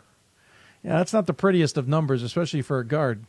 I can imagine he may take a lot of free throws, but you got guys like Folger, Dalla, and Farrell who all average 85.5% or better, so at least somebody makes up for that. You have Folger and Dalla and Farrell, also starters, along with Tarantino. Seniors in Tarantino, the rest are all underclassmen. So you're leaning a lot, though, on the underclassmen. Yeah, they've done very well making the adjustment. Matt Folger has made a tremendous jump from his freshman season to this season, shooting the ball very well from the perimeter and stretching defenses out, and he has the ability to block shots and rebound at the rim. So we really are pleased with his performance. Halal Dahlia is an interesting case because he missed all of last season with a back injury, had some minor surgery, and he has played quite well coming off an injured year last year, a year ago. And Jack Farrell, a freshman guard from Verona, New Jersey, has started our first 6 games and had a career-high 22 points in our win against Skidmore on Friday night. So we're really pleased with the way our young guys have responded and have played so far. Got a question from a fan. I believe he's a parent of a player, but I won't name who, just for his own sake. Can you compare and contrast the style, speed, and leadership of the 3 freshman guards you have, Farrell, Bosco, and Corniker? Good luck. Yeah, they all bring something different to the game. Max Bosco is a freshman from Scarsdale, New York, who's an outstanding three-point shooter. He's more a catch-and-shoot type of guy. Jack Farrell, really has a lot of quickness that he brings, to the point and off-guard position for us. And he, too, has shot the basketball pretty well, but he has the ability to get to the rim and find some people offensively. And Griffin Corniger is another freshman who was injured early in the season, and now he's back and playing with us. And he's the son of Rob Corniger, the former coach at St. John Fisher. And he really is another young player who's passionate about the game, can shoot and score and pass. And all 3 of them have made a great adjustment to our playing style, which is up-tempo, really looking to take the fast break. And we're currently averaging 88 points per game. Yeah. So they have really transitioned very nicely to our style of play. You mentioned injuries. We should mention Hiladala is coming off of injury from last season. You mentioned Corniger banged up a little bit, which, to be honest with you, I'm not that surprised when freshmen get a little banged up, especially when they're transitioning in the game. Also, I had a question from a fan about McCord. He's been banged up a little bit this season. How do you work through that, especially with such a young team? It kind of throws the young guys into spots maybe earlier than anticipated, but how do you work through the injuries, and how do you work a guy like Dalla back into the mix after coming off of what basically something that parked him for a season? Well, to be honest, I wasn't completely confident this summer that he would have the ability to play this season. And once we got to team practice, we evaluated how he was playing, and he earned a starting position, and his health has been very strong throughout. But my philosophy with the injuries is next guy up, because it is part of the game, and all teams have to adjust and play with guys that aren't available from time to time. So that's sort of the philosophy that we have. We tend to try to use a lot of people in the game, because later in the year, if somebody gets banged up, it might be a situation where they're pressed into action and have to perform. So we have a lot of confidence in all of our players, and I think our program has done very well with playing through injuries and playing at a consistently high level. Quickly about Corniker, we did know, and when we talked to Rob Corniker, I talked to Rob Corniker about the fact that he had resigned from the job. I asked him, why, and one of his reasons was he wanted to see his son play, and he hadn't had a chance to do that during his prep school days in New England. I've noticed on the coaching staff list, his name's not listed. I'm surprised. Corniker hasn't been around enough that you just haven't put him on the staff yet?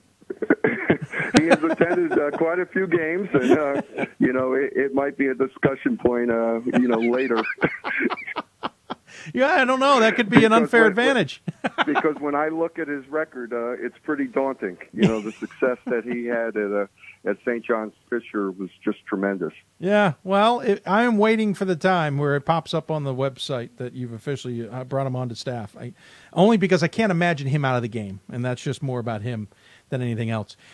We talked about injuries. One of the significant injuries that we've just come across at Williams is that Skadlock is out. The NESCAC race certainly seems interesting this year. You guys, Williams, Amherst, I'm not really sure what to make of them, but Wesleyan is playing well. Bowdoin is playing well. Tufts may take a step back, or they'll recover and be right back in the mix. It certainly makes it for a deep race. But how much does an injury like Skadlock maybe affect the NESCAC race, or do you think it's a non-factor? It really depends. It could be a non-factor because, again, other players have the ability to step up, and the Williams team, with or without Skadlock, is a tremendously talented team. So it certainly wouldn't surprise me if they ended up at the top of the NESCAC. When I think of our league, it really is a talented league. Currently, our league teams are 71 and 18 on the year. Wow. Most of us have pretty impressive records at this time. And my philosophy has always been, in terms of goals, a top four finish in the NESCAC. Obviously everybody would love to be champions, but if you're in the top four in our league, I think you're a pretty darn good team. When you look at the NESCAC, 6 of those 11 teams actually play each other a second time. You got the trio in Amherst, Williams, and Wesleyan. You have the trio in Maine, Bowdoin, Bates, and Colby. I've always heard some coaches talk about, maybe we need to go to a double round robin in the NESCAC for a lot of reasons. And part of it's scheduling. You got a lot of games you got to schedule because you don't play a lot in the NESCAC. But the other side of it, I'm curious from your point of view, you're not part of those group that play everybody twice. And I don't want to say it's an unfair advantage. That certainly isn't where I'm going with this, but they certainly get to see the other teams already once through. Your thoughts on the scheduling in the NESCAC? Do you like it the way it is? Do you want to see a change? I really would like to have more NESCAC games, and if it meant playing half of the division twice and the other half once, I would be all for it. But I've been in the league for 21 years, Dave, and there has never been any serious conversations about going double round robin in the NESCAC.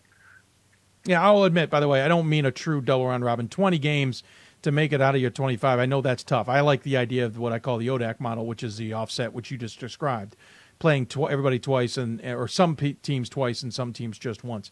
Well, I'd be fascinated if that ever comes about. Would you be in favor? You sound like you're in favor of that idea, though. Well, I am. Scheduling is probably the hardest thing that I do. Sure. Last season, for example, we had 4 opponents drop us. I was scrambling in the middle of July trying to fill our schedule for this coming season. So from that standpoint, I would love to have more NESCAC games. The games are really exciting. There's great competition within the NESCAC games, and I think to only have 10 of them, is just not a good thing. We really would need more games. And again, some of the teams in the league have the 2 additional games against NESCAC teams and so forth in their neighborhood. But I think if we went to 15 games, it would be a great compromise. I could see that working, and I would go more into it, but we won't. But I appreciate that point of view. But it helps me with the scheduling question because the next one up, as I hinted at the beginning, you're now at the start of a 3-week break. You played Skidmore, you played them tough. Now you got to wait 3 weeks, and then you'll head down to Lexington, Virginia, to take on York, and then somebody after that game on the 29th and 30th. This has got to be tough to keep the team focused, keep the team going when you basically have this huge gap. Where, let's say, things could slip, and certainly unintentionally. Yeah, there's always the potential, and our situation is pretty unique. We go into finals on Tuesday.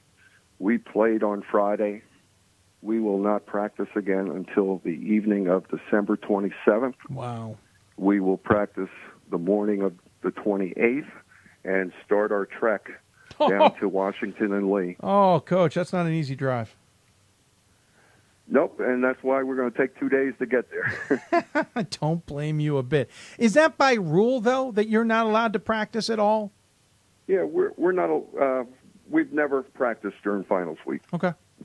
And as soon as our players complete their finals, they go home for the holidays. And, we generally will come back a couple days before we start playing, before the new year. Fascinating start. Quickly back to the Skidmore game. That was a tight game at halftime. What was said at halftime that changed the momentum? To be honest with you, not that much. Okay. It was short and brief, but we did have the luxury of having a 13-0 run in the second half. Yeah. That really put some distance between us and Skidmore, who has a quality team, an NCAA team from a year ago. Jack Farrell, again, had a career-high 22 points as a freshman in that game. Nick Tarantino had 20 points and 17 rebounds, both career highs for him.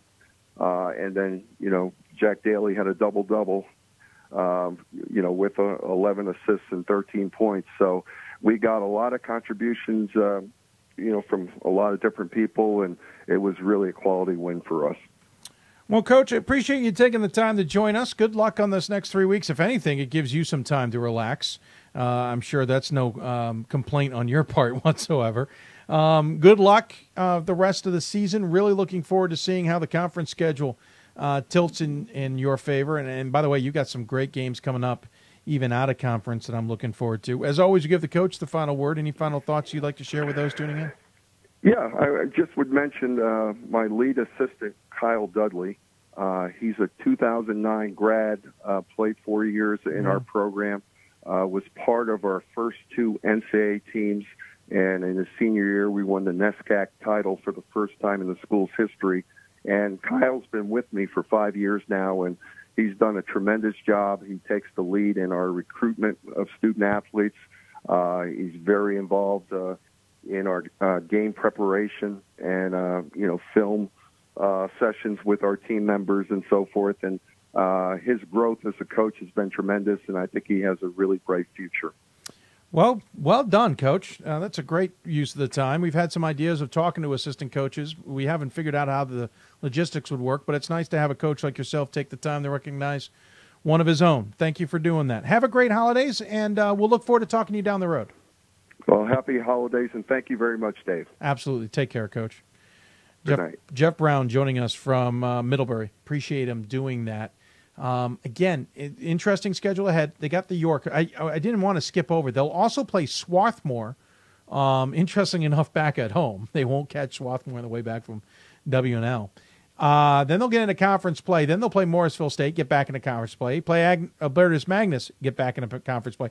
The only games coming up that they have out of conference that are maybe quirky, Pine Manor. Pine Manor ends up picking up a lot of NESCAC teams in the spaces kind of in this part of the season. They'll also play Keene State. By that point, Keene State may be rolling again. They also play SUNY Canton. Of course, SUNY Canton is improving and looking to get in, or will be getting in a new conference next year. So Middlebury has an interesting conference schedule, or non-conference schedule ahead with their conference schedule. Going to take a break, running a little bit behind, and want to get to our next guest as soon as we can. Coming up, we'll stick with the NESCAC theme as the head coach has some NESCAC ties, but we're heading down the parkways and into New Jersey. TCNJ. We're not talking a lot about them in Atlantic. We're going to try and change that tonight. Matthew Goldstone, their head coach, joins us. You're listening to Hoopsville, presented by D3Hoops.com from the WBCA NABC Studios. More Hoopsville after this.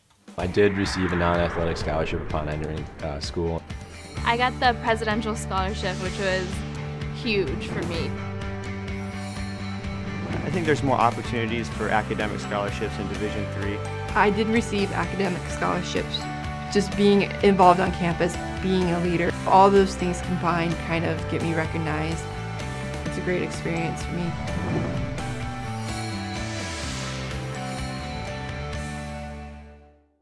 My name is Marcus Walker. I was All-State, won a state championship, a high school All-American, and played college and pro ball. I played because I love the game. I grind to be the best. I sweat because I put in work. I'm strong because I believe. When I want to bring it before game time, I come to the house that college basketball built, the CBE. No matter your skill, take it to another level. Elevate your game right here at the College Basketball Experience at Sprint Center. It's on us to stop sexual assault. In any way that we can. To get a friend home safe. To never blame the victim. It's on us. To stand up. To make our community safe for all. It's on us. It's on us to look out for each other at parties. It's on us. To be more than just a bystander. To step up and say something. It's on us, all of us. To stop sexual assault. Learn how and take the pledge at itsonus.org.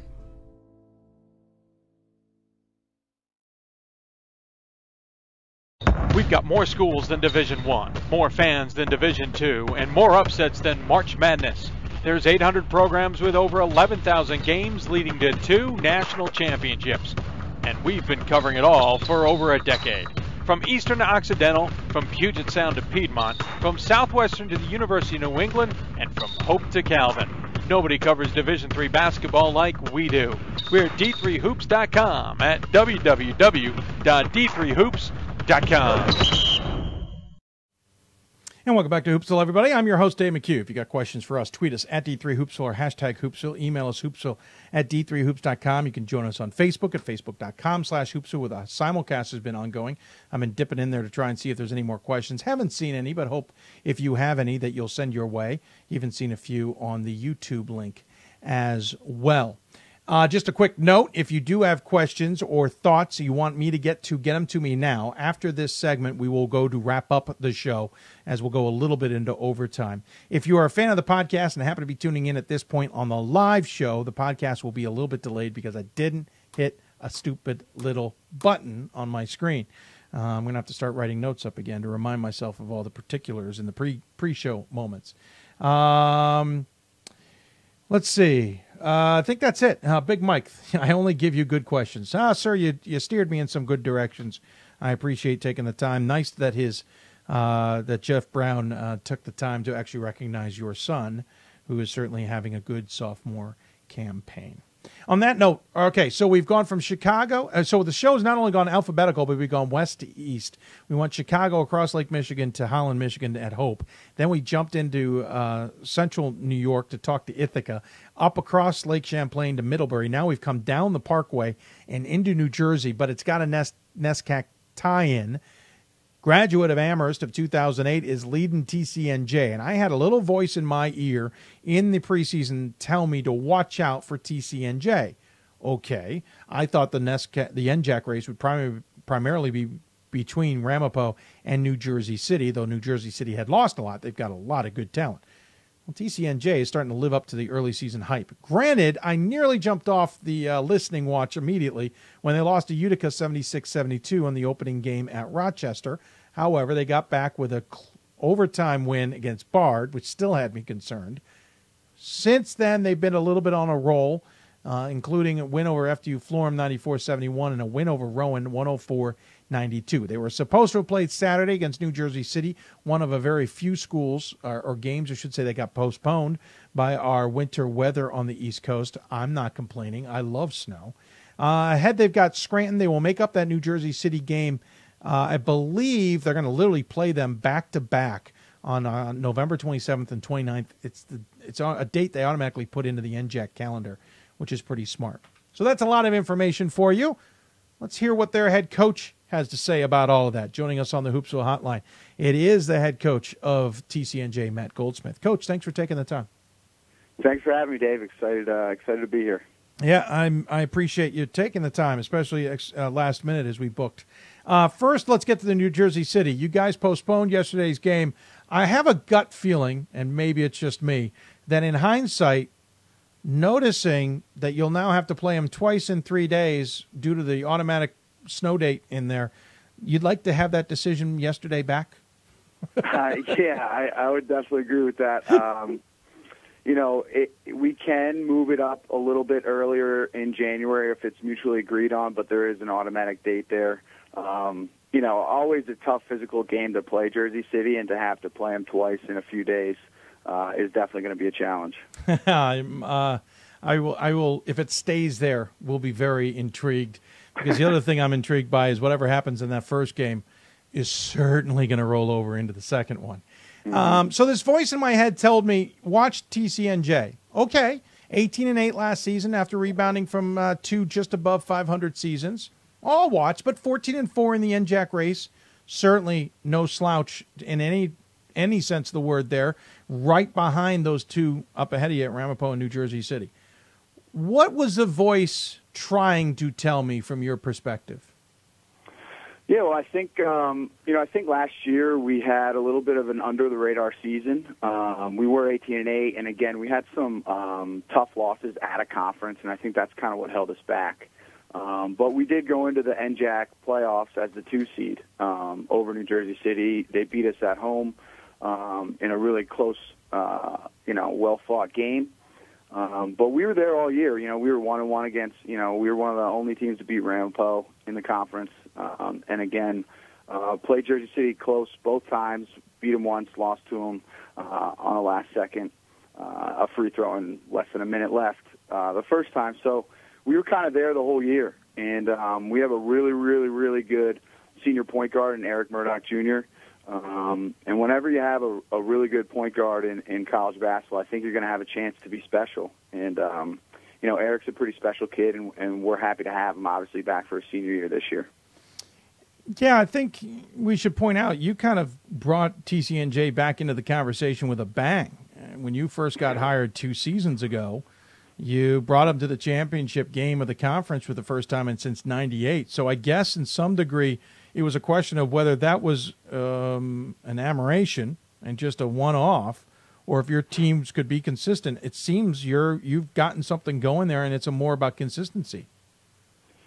Yeah, I think that's something we've been preaching since the moment we stepped foot on campus as a staff, is just being consistent in your daily approach and what you bring game to game. And again, I think last year we learned some tough lessons. So 18-8 on the outside looking in on the NCAAs, and if you look back on the season and you win, your opening tip-off game against, Penn State Harrisburg, or you take care of Western Connecticut on the road early in January, or you get one more NJAC game. You might be in the NCAAs, and a lot of times it takes kids, actually going through the experience to realize, whoa, maybe coach is right about this one. So, this year the guys have been really good at coming into practice every day, ready to work, and they understand, the importance of every single game. And, if there's one thing I learned from Coach Hickson up at Amherst College is,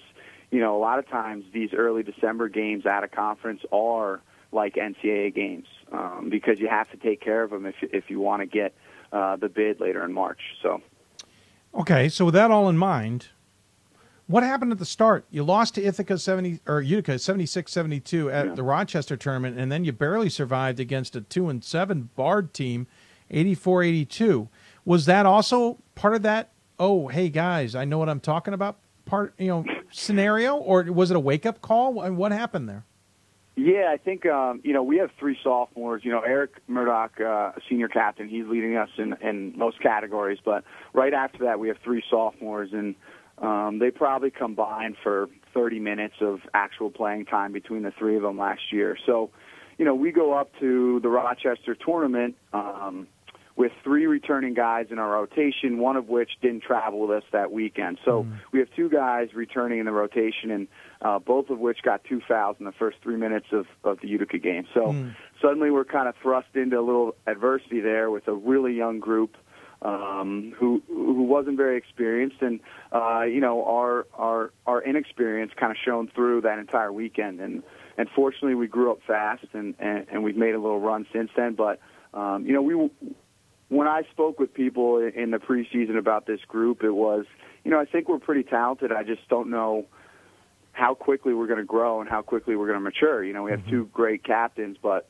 a lot of our guys, our main pieces, are younger. So we might take bumps early. So we did take a bump in that first weekend, and we got out of Bard in overtime alive. And yeah, now we've moved on, and we're playing some okay basketball now. So, well, you have been playing good. After you floor them, you at least got a 23-point win, and then you handled Rowan in a very high-scoring affair, 104-92. You got the New Jersey City game pushed, unfortunately, so you kind of have this 10-day gap now before you'll take on Scranton in non-conference action. And then you take your Christmas holiday break before you'll get back into action, I think, at Albright. So how do you keep guys focused now? I mean, you kind of had them getting ready for a game on Saturday that never happened. Now they're sitting a week, which really means sitting 10 days. And then they're going to take another 2 weeks off before playing their next one. How do you keep everybody kind of in line, as it were? Yeah, it's definitely a challenge. I think we were in a little bit of a groove in the last couple of weeks, playing 2-3 game weeks in a row. We just kind of got into a flow there and had this big 10-day break. So, the coaching staff, we're going to have to be pretty, creative with our practice planning and try to keep it relatively competitive. But the College of New Jersey is a really high academic school as well. So we're staring down finals right now. So, we took today off. We'll be pretty light tomorrow and kind of pick up on Tuesday, and then 2 kind of tougher days of finals, and then we got a pregame practice Friday, and Scranton coming down, who I'm sure, they're always well coached, and they'll be ready to play that Saturday as well. So it's tough. I mean, it's definitely a challenge. These kids have a ton of stuff going on in their lives, whether that's academics-wise or, family things or girlfriend problems or whatever it might be. So you always got to kind of keep that stuff in mind. And, again, I think what we're really blessed with this year is great leadership. Our 2 captains, Eric Murdoch and E.J. Bermudez, they know what it takes. They're not afraid to say the hard stuff to their teammates, and they also, will pick them up when they're down. So we've been really, really thankful for how they've taken this group and led them since the end of last season. So those guys do a great job at making sure we bring great energy and great communication every day in practice. And hopefully if we can, keep practices relatively competitive, we can stay on this good groove we're in here. 84.5, or about 84 points a game. 4 guys in double figures. Murdoch, as you mentioned, 17 points a game, 5 rebounds a game, 5 assists a game, along with a number of steals on top of that. Carpenter, as you mentioned, 15 points a game. Walco, 14 points a game. He's also got 7.5 rebounds to lead everybody. Ryan Jensen at 12 points a game, and then Jordan Glover at 9 points a game. And then you mentioned Bermudez, at 6 points a game. So you got a lot of guys putting up a good amount of points. I can see the advantages to that. What's the disadvantages? Yeah, I mean, it's been funny. Early on, Niall Carpenter, our second leading scorer, he had a game of 29. Eric Murdoch's had a game of 32.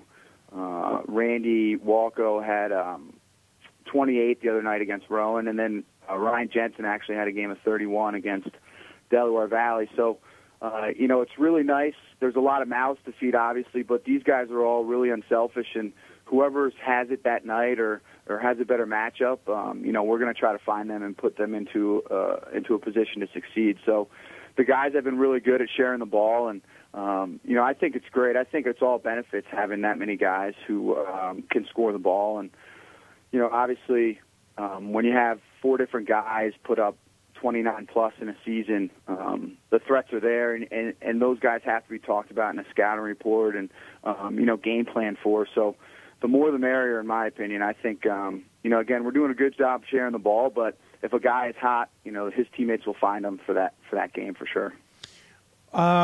So my question about the tournament coming up at Albright, do you know who you're playing?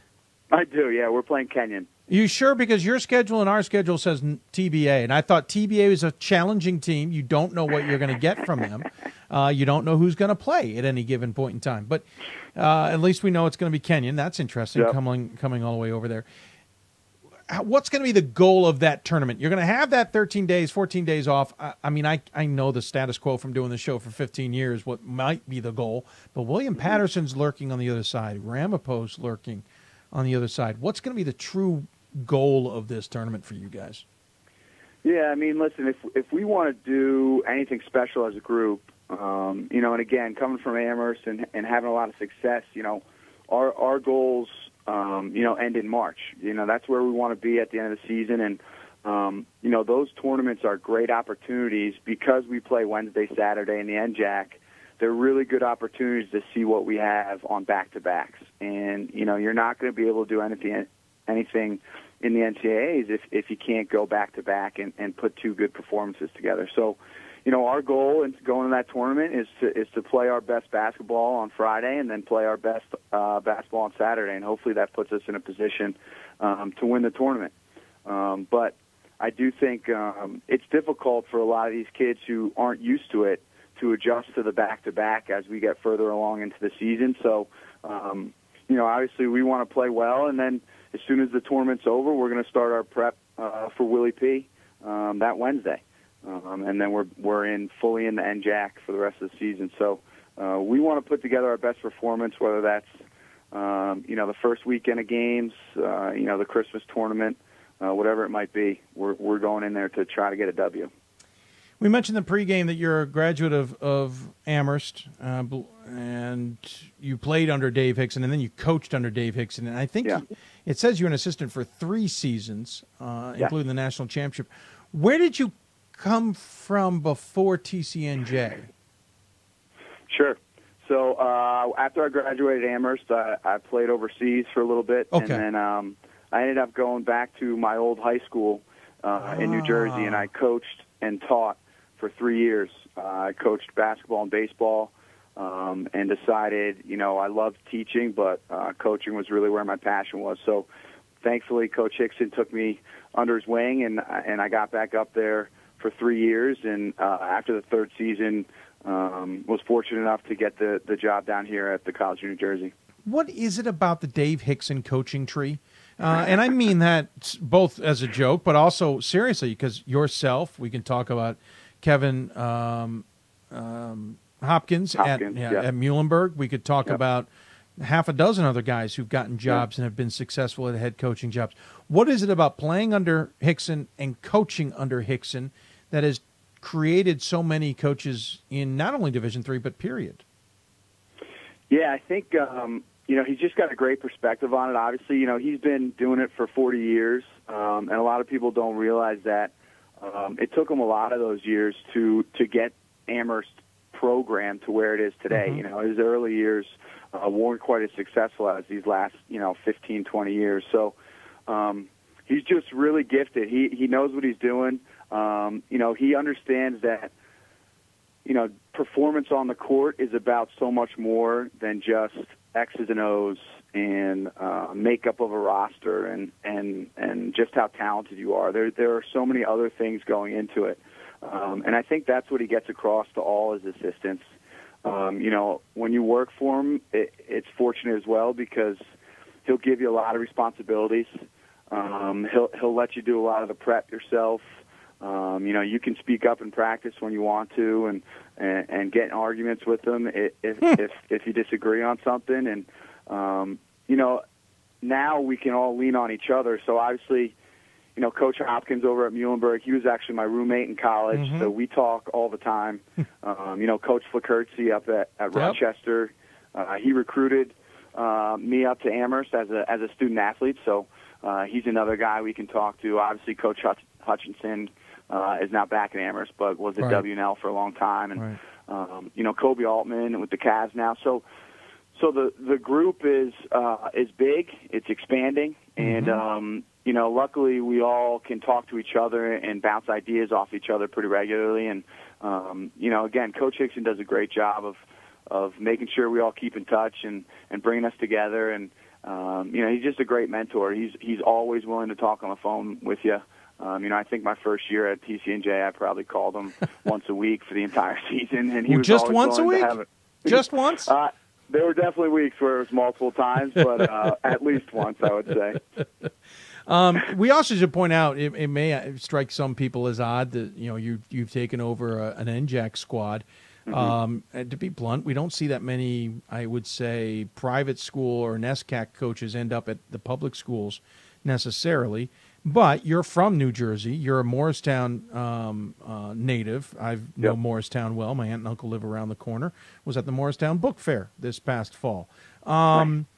Great. By the way, great book festival. Anybody out there who likes books?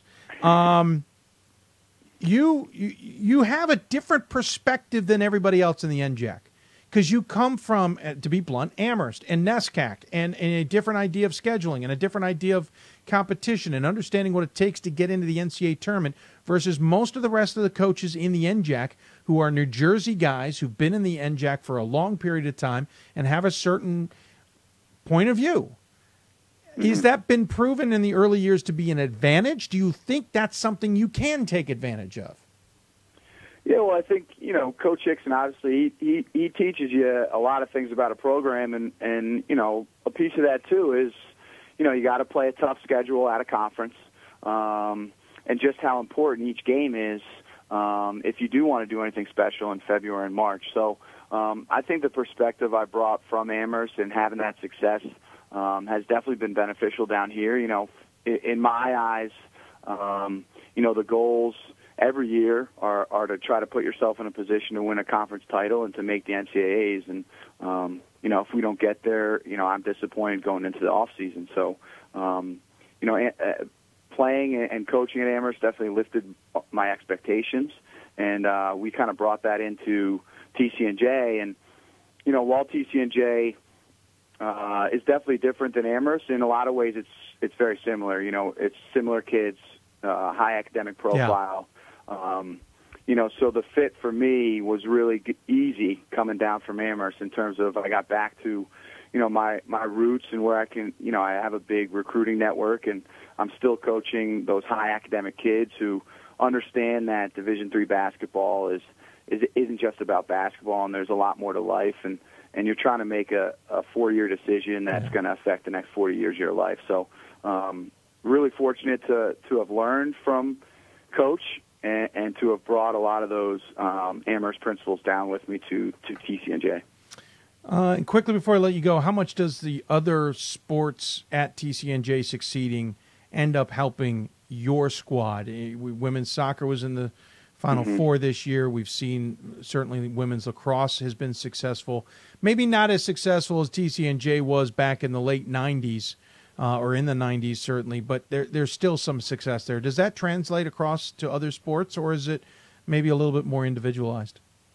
No, it definitely translates. I think one thing especially you look at in an athletic department is typically if one or two teams can compete at the national level, the other teams can find a way to do that as well. So, when I was looking at TCNJ as an option, obviously coming home was great, but I wanted to go to a place where I thought we could win a national championship, and I think that's this school. I think obviously women's soccer got to the Final Four this year. Our field hockey team went to the Final Four this year. Our football team's improving. Women's lacrosse always is very good. So. All those sports doing well, it inspires the other athletes. It inspires the other coaches. I mean, Sharon Pfluger is our lacrosse and field hockey coach, and she is as legendary as it gets. I mean, over 1,000 wins combined. Yeah. She's won so many national championship trophies. It's like a museum in her office. They're just everywhere. And to be able to pick her brain about what she does to keep her team focused or how she approaches a loss versus a win or whatever it might be, it definitely makes the department as a whole even better. So it's great having those types of people around you to motivate you and inspire you and also have some words of wisdom when you need them. You ought to go in there and just take a trophy. I don't think she'll notice it. Just put one in your office. She won't miss them. There's so many of them. She won't even notice it's gone. On the next one. Exactly. Well, Coach, thanks for taking the time. I know we took more time than I expected from you. I apologize for that, but I really appreciate it. Fascinating conversation. I look forward to what you guys can do in the NJAC. I really look forward to those 3 days against New Jersey City if it stays that way. As always, we give the coach the final word. Any final thoughts you want to share with those tuning in? Yeah, absolutely. I just, as everyone kind of always, states at the end here, Dave, I just think you guys do such an awesome job at showcasing our student athletes and what they do on and off the court, and not just the court. I mean, obviously we were watching the women's soccer Final Four and heard you announcing that as well. So, sorry about that. Just really grateful for what you do and the spotlight you put on our student athletes. And I know, speaking for everyone in the NJAC, we appreciate the coverage and look forward to talking again. Well, thank you. Appreciate the kind words. Have a wonderful holidays. Safe travels. As I know, New Jersey, well, that's a whole nother conversation. Good luck, and look forward to talking about the Lions down the road. Appreciate it. Thanks, Dave. Absolutely. Once again, Matt Goldsmith joining us here on the Hoopsville Hotline. The game Saturday against New Jersey City postponed. Again, it should be made up. It appears it will be made up on the 29th of January, though it could be shifted. That's a tough range, though. They'll play Stockton on the 24th, New Jersey City on the 27th, 29th against New Jersey City, and 31st against Rowan. I'm not sure if they got a lot of flexibility. Scranton coming up next weekend, and then they head to Albright Kenyon, the first of that tournament that they will play. So appreciate Matt taking the time.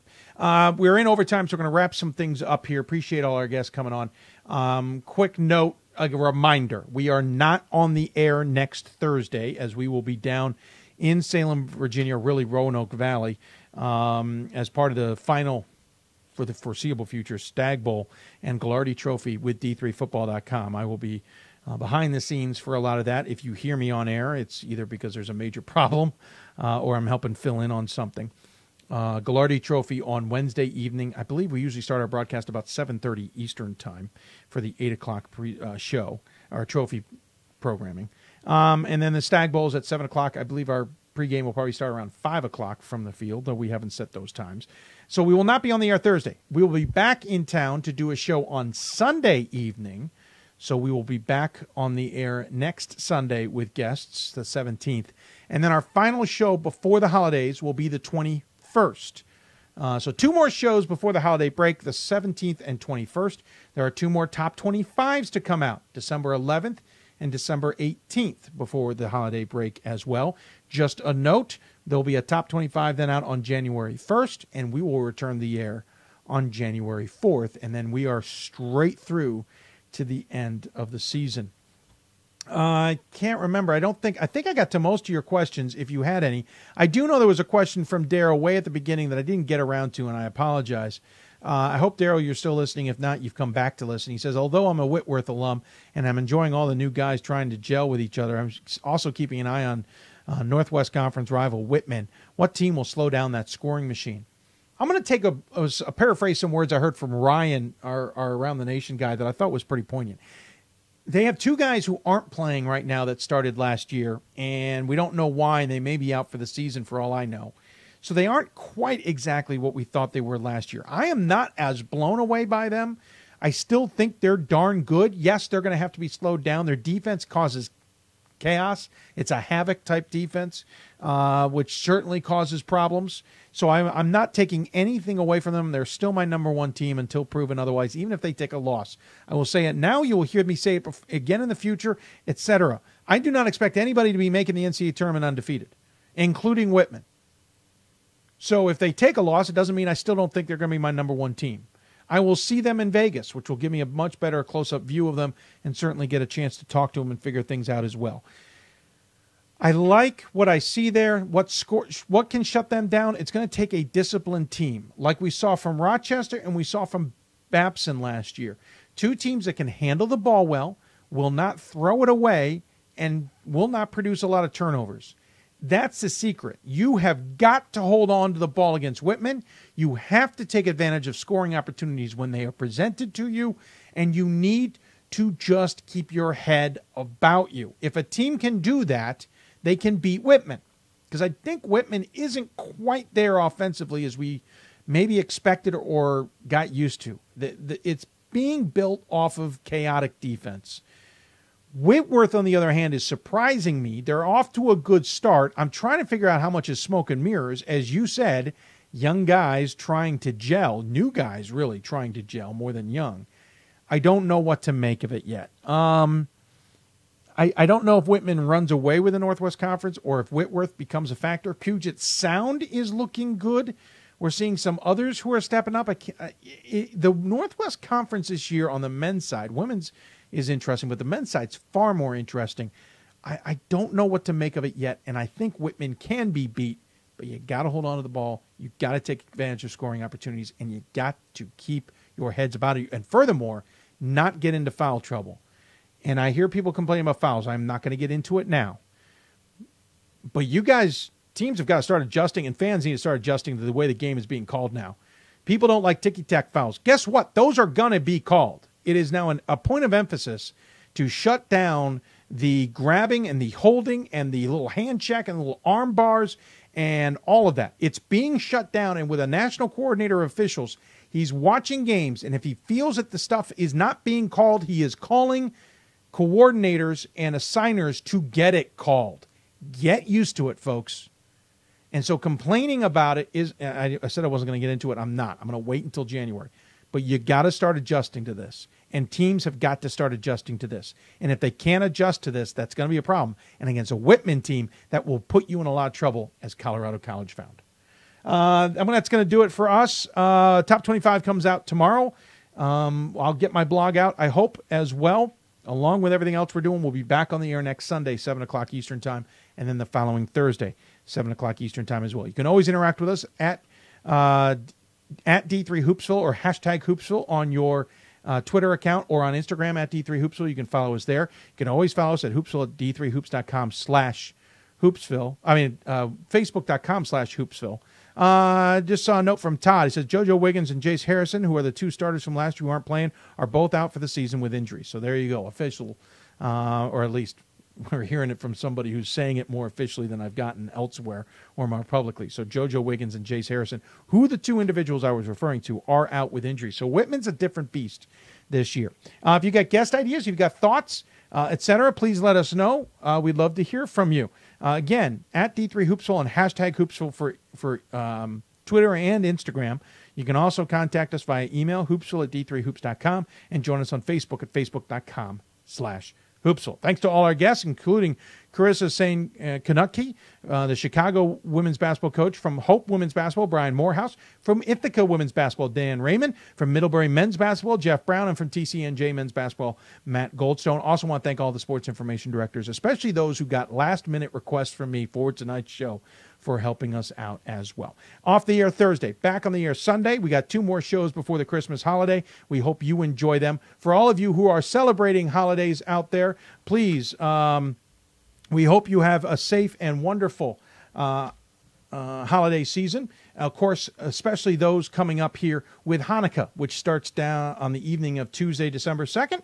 We hope you have a wonderful 8 nights of Hanukkah as well. And with that, we'll sign off. You've been listening to Hoopsville, presented by D3Hoops.com from the WBCA NABC Studios. If I forgot anything, I apologize. We'll get to it on next Sunday. Good night, everybody, and take care.